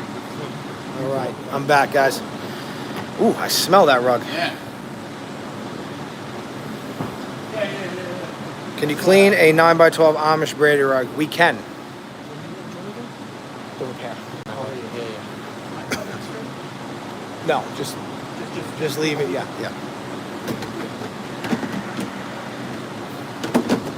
No one's ever overpaid me in cash to keep it hush hush. Craziest stain we ever removed. Actually, the craziest stain I think we ever removed was relatively recently. We had a rug that came to us in a flood, and the water got into the printer, and the toner leaked out all over the rug. I would love to play music while we clean rugs, but then we'll get a copyright strike from YouTube. Yeah. All right, guys, so I see what's going on there. It looks like a little bit of the viscose is breaking down, and that's probably because this rug has been wet. When we get to the next part of cleaning it, we're just going to use it by hand, unfortunately. Okay. When we rinse this out, too, we're going to make round rug. Make a gallon of that. You got one made already? All right, perfect. How long has this been going? 5 minutes? Okay. I need to call for a quote. Can I ship it? We've been looking into that. I have one other customer call us from Manhattan, and I wasn't really expecting this, but I guess because we're doing so much stuff on YouTube, people do want to ship rugs to us now, so it's something I got to figure out. But I'm sure there's definitely, I know there are other companies who have rugs shipped to them, so that's probably something we could definitely do. But yeah, definitely give us a call. If you check the link on our channel, all of our info's there. And thank you. I've ran many swing machines. Is running them on rugs make it more difficult? Yes and no. Depends on the material. So on a viscose rug or in some other types of rugs, the rug machine has a tendency to grab onto the rug really, really hard. So you need to have, like on a rug like this, we'll never run the machine on it with just water. It's the only time that we do not wet a rug out and run a machine on it and then rinse it. We have to get some soap on it to act as a bit of a lubricant on the rug. But in general, it's pretty much the same thing. Greasy, thank you again for watching, and thank you. How much longer we got on this one? You want me to go to at least 10 minutes? Yeah. We got another 11, next part, 4 minutes. Okay, we got 3 more minutes on this rug here.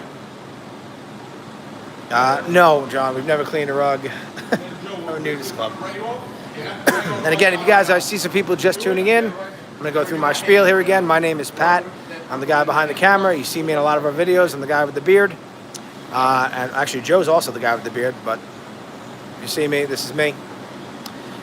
We are ATC Rug Washing, coming at you live from New York on Long Island.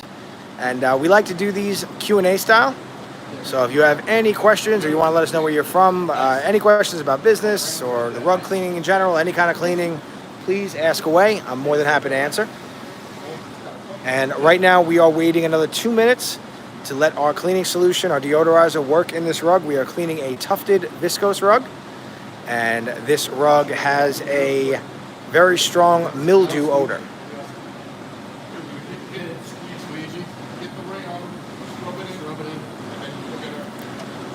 What happens when damage occurs? So we are able to usually tell before we clean a rug if there's going to be any type of damage. Usually the only damage that comes from the rug cleaning process is if a rug comes to us in a condition where it's already damaged.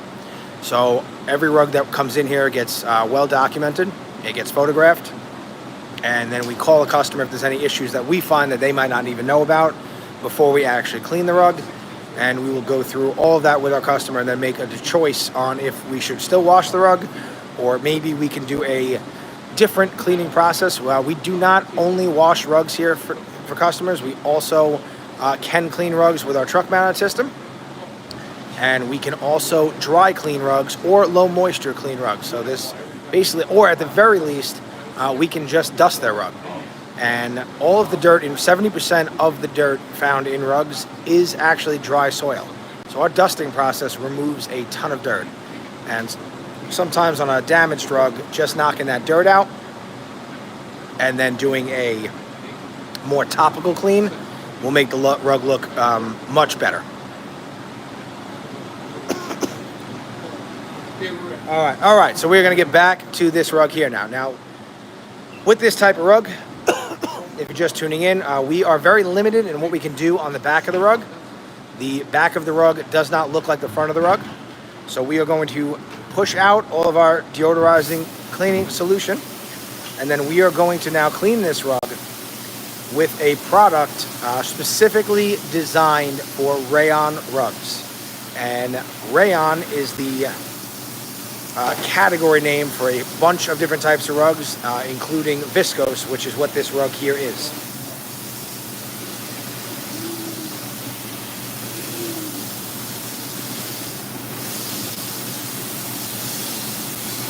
Stephen, yes, that has actually happened to us. Early on, before we started making a lot of videos, and actually the reason that, in part, the reason why you're watching this video right now is I cleaned a rug for a customer one day, and I did it by myself, and I spent a solid hour and a half cleaning the rug, and I thought I did a phenomenal job. I got a ton of dirt out of the rug, and when I brought the rug back to the customer, she said, it looks like nobody ever even cleaned it. So from that day, I vowed to never have that happen again, and it really hasn't happened since, ironically, but we try to document as much as possible during the cleaning process. At the very least, we do clean a lot of rugs. We're cleaning more rugs than we can film on camera now. But at the very least, every rug gets a before and after picture. That way, if I ever run across a customer like that again, I can show them, hey, look at everything we did. What has happened to me more than anything, though, is I get a lot of customers now who almost borderline demand that we put their rug on camera. Some people really want to see their rug on camera, and we do our best to accommodate them.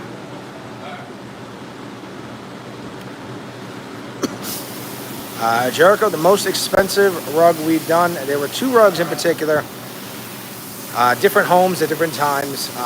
They were both, though, over 150 years old. And when I spoke to somebody about it, they estimated they were worth somewhere in the ballpark of about $75,000 each. But we get a lot of rugs in the $5,000 range and a bunch of rugs in the $10,000 to $15,000 range relatively regularly. We do a lot of work for people who buy and sell rugs for a living, and they tend to bring us very, very nice stuff.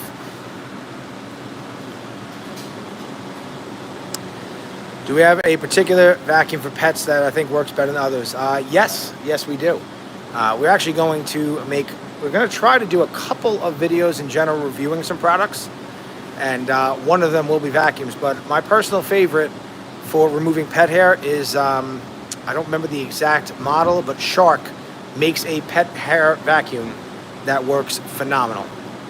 You just got to make sure you maintain it and clean it properly. Or else it will, that hair will really start to get stuck and break the machine, but it does work well. Kelby, happy birthday.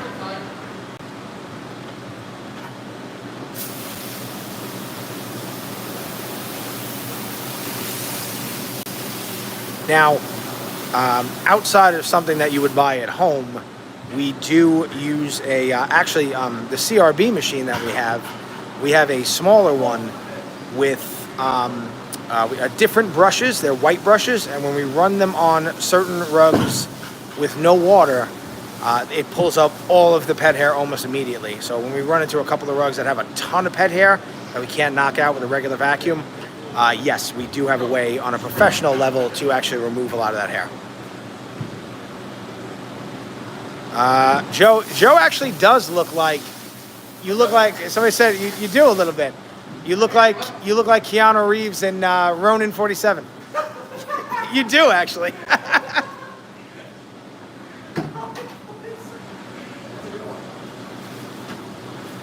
And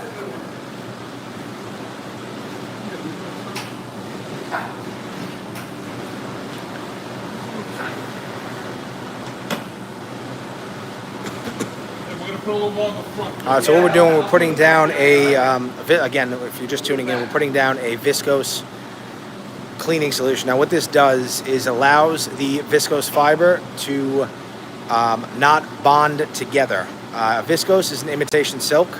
It has a very, very high tensile rate, which means it's cut very, very, very thin. And this rug is a plant material, and when it gets wet, it permanently bonds to itself, and it's non-removable.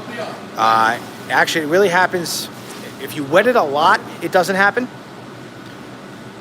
and if you have enough lubrication, it doesn't happen. But if you try to like clean a spot at home and you start rubbing it, it will bond permanently. So this product is a cleaning product that also stops the viscose from bonding to itself.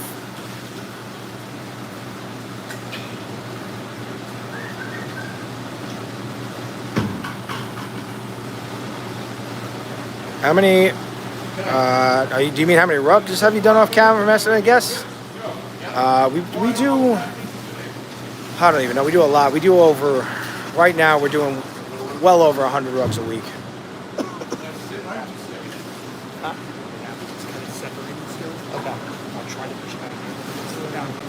It's the best you can, yeah. And then you got to put it on the other side, a little patch to stop it, and around it to stop it, or at very least put glue so it stops from opening up more. Well, no, where that spot is. Yeah. Yeah, pretty much. And then on the other side too. 2 minutes for wrap.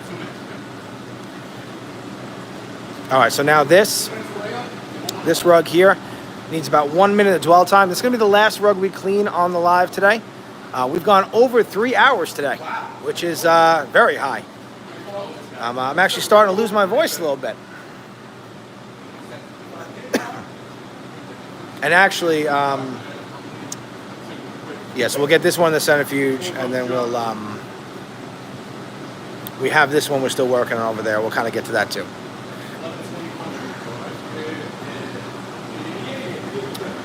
So Stephen, we actually, they pay for it, but we actually on very high value rugs, we add a temporary insurance rider to while we clean it. So it's insurance that lasts for a certain period of time. So typically for the length of time that we clean it, that's how long we'll get it for. So usually like on very expensive rugs, we really take a little bit more time with them sometimes. We also don't get to clean them right away. So usually we have put that rider on there for like 3 weeks or so. And actually, I have a buddy of mine in Florida. I went down to his shop and we were eating lunch and we're standing on a rug. And as we were eating lunch, he told us that this rug was a gift to I forget which president, but quite a few years ago to one of our presidents. So that rug was in the Oval Office for 4 years, and he cleans that rug every 2 years.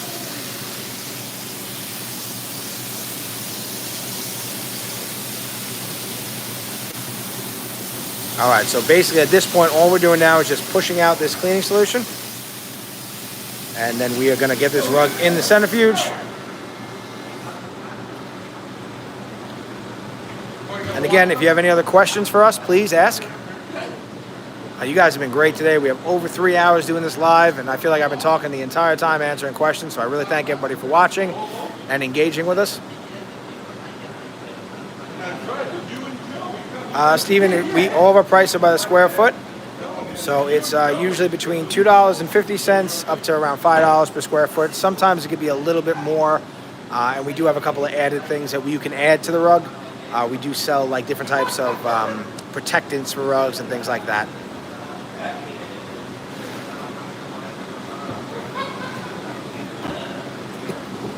It's fucking every time I kick this fucking thing. Sorry guys, I'm never gonna use this tripod again. I just kicked it. My apologies. You found one? Jamie found me a new one, so we're gonna order that today.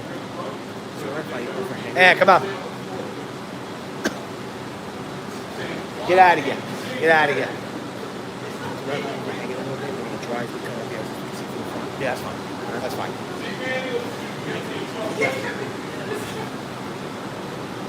I do not have a summer. I do not have a summer place in the Hamptons. The Hamptons is very expensive. Now a little bit of that yellow you're seeing here is a little bit of that latex coming out of the rug. Guys, good. No, good. And you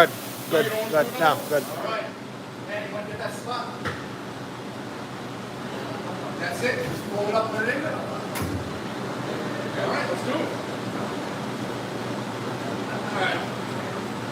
Sunshine. Yeah, you can. All right, so we're gonna roll this one up. We're gonna get it in our centrifuge. Now we don't do a lot of rinsing on these types of rugs because we want to keep as much of that latex in the rug as possible.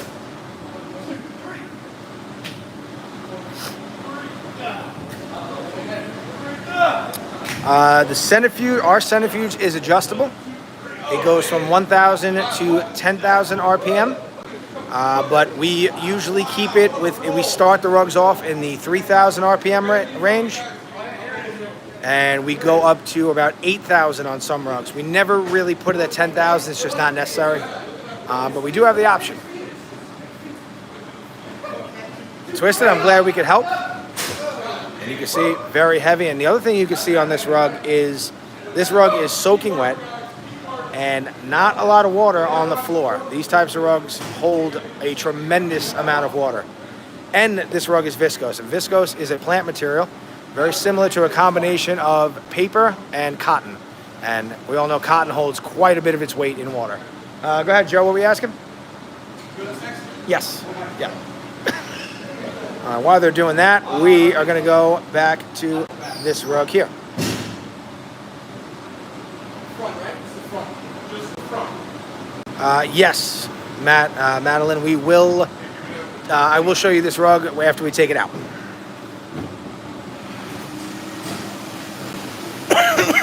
Nope, we've only put rugs in there. That machine really is. It really is designed only for rugs. No, that's wool. Yeah, that's wool. Yep.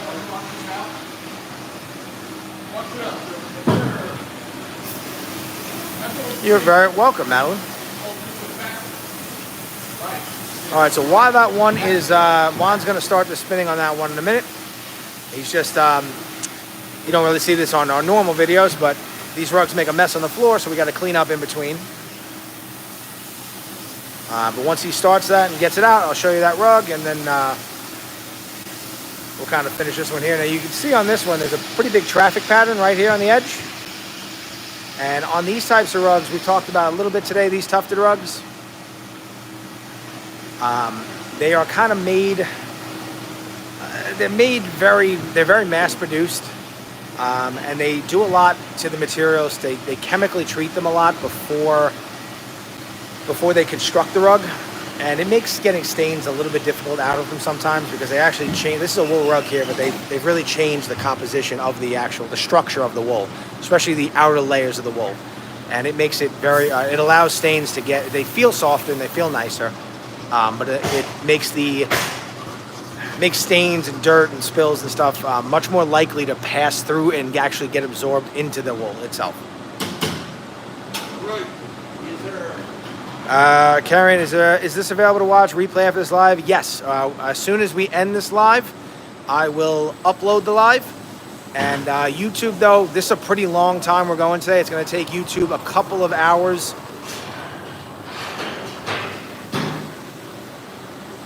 Jesus, Juan.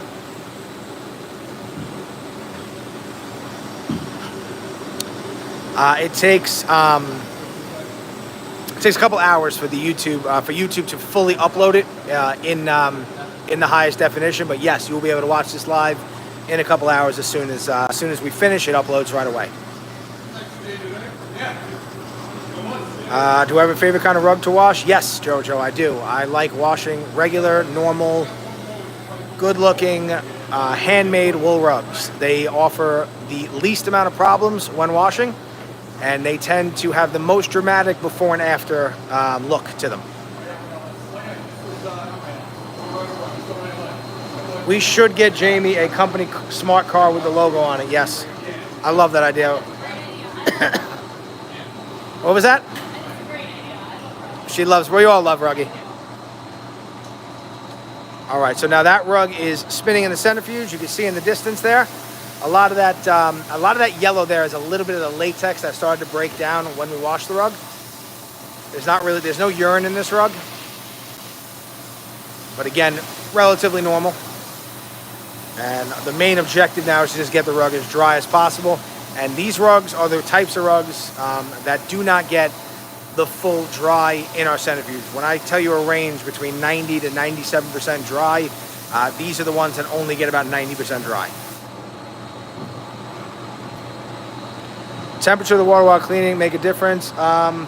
We basically just use the room temperature, so in the summer it's a little bit warmer.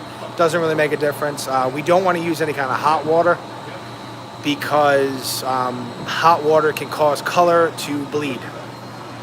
So we never really heat the water at all.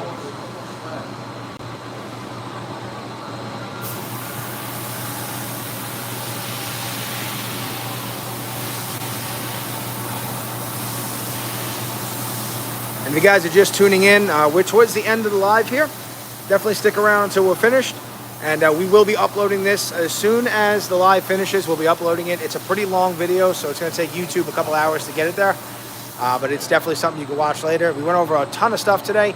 You guys have all been great. Really, really, really appreciate everybody watching. You guys asked a ton of questions. You made my life a little bit easier. I'm starting to lose my voice a little bit, but that's all part of it. I'm really, really glad to answer questions and interact with you guys.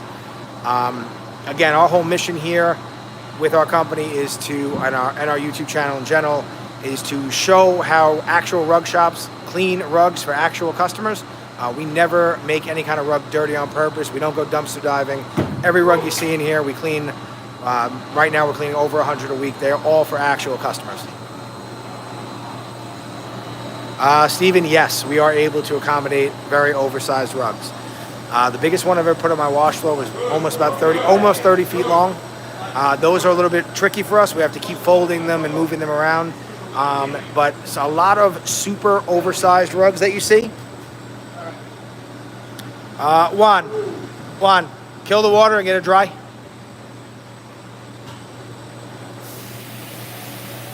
Okay. All right, so we are now drying that rug in the centrifuge. We're going to take it out in about 3 minutes, and I will show you guys what it looks like. But back to the oversized rug question. Most really, really big oversized rugs are not, they are made out of synthetic material for the most part. And we do not have to wash every synthetic rug that comes in here. A lot of them we do choose to.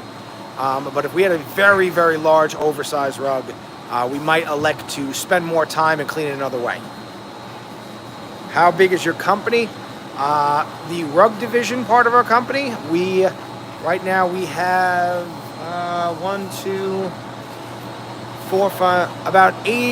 9 to 12 people that work in our rug division. But our main business, our other company, we are an office cleaning company. And in that part of our business, we have over 60 employees. And again, we got into the rug cleaning business during COVID. We realized that less and less people were going into offices, and we better figure out a way to get into their houses. We realized nobody where we live here on Long Island, in New York, nobody is really doing this type of work. There's a lot of carpet cleaners, but nobody's really cleaning rugs properly in our area. And we decided to get into that. And so far, it's been really good. We actually work with a lot of carpet cleaners. They bring us a lot of their customers' rugs now. A lot of them are very happy that we have a really good relationship with a lot of the local carpet cleaners here on Long Island. Stephen, I do like to know that. I'm very happy to hear. We actually, a couple of our friends, their kids, a lot of these videos put their kids to sleep. We love that all different ages of people are finding value in our videos. And tell them we said hello. Tell them Ruggy says hello.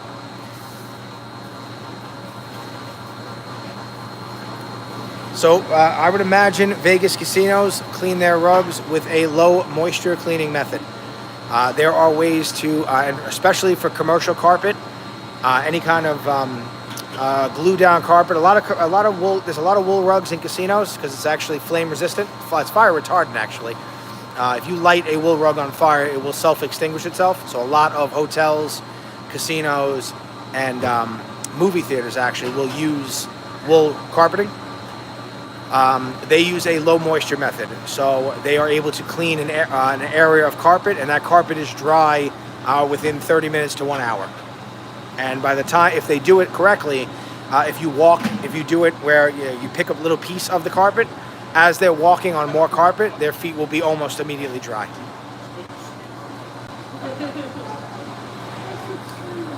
I play both.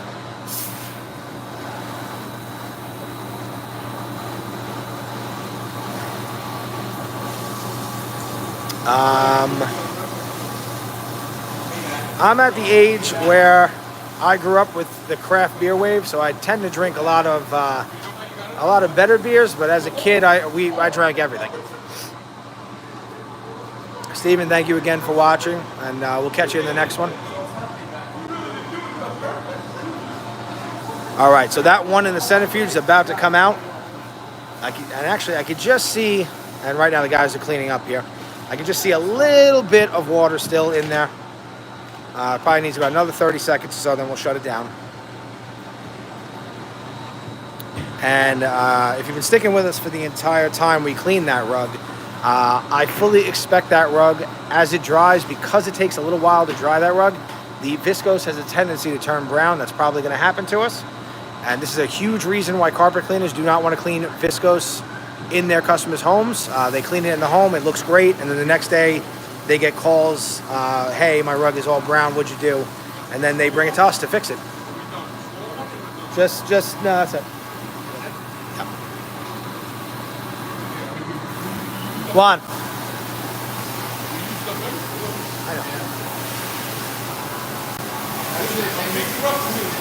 All right.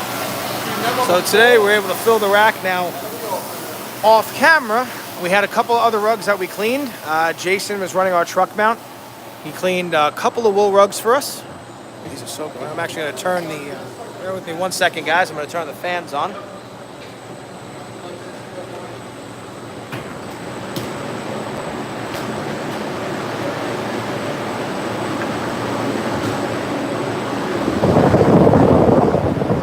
I usually don't turn the fans on right away. It's kind of loud on the live, but at some point we got to get the rugs dry.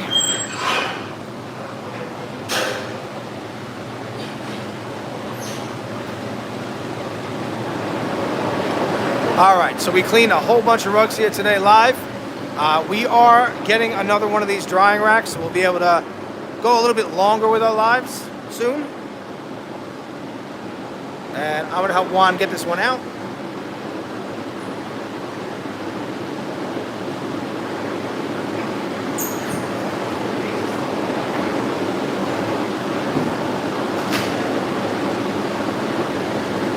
You guys over here.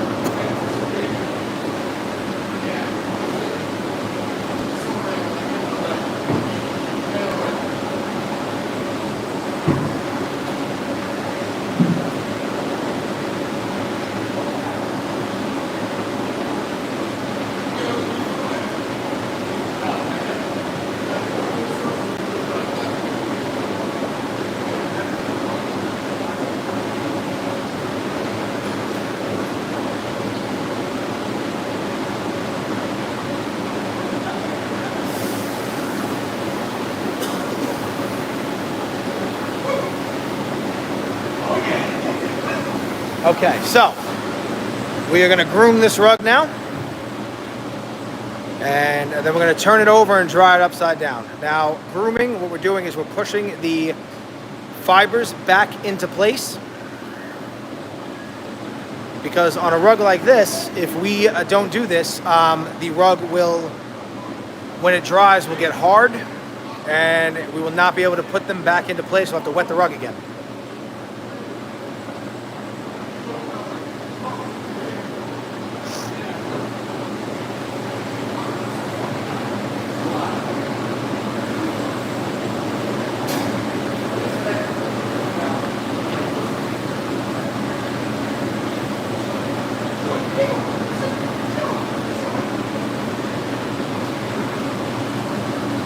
All right, guys.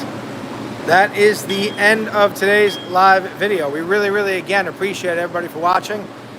We will be back at it next week. I hope you guys enjoyed yourselves. If any comments when the video comes out, anything else you want us to do, anything, let me know. Again, today we had Joe, Anthony, this is Juan.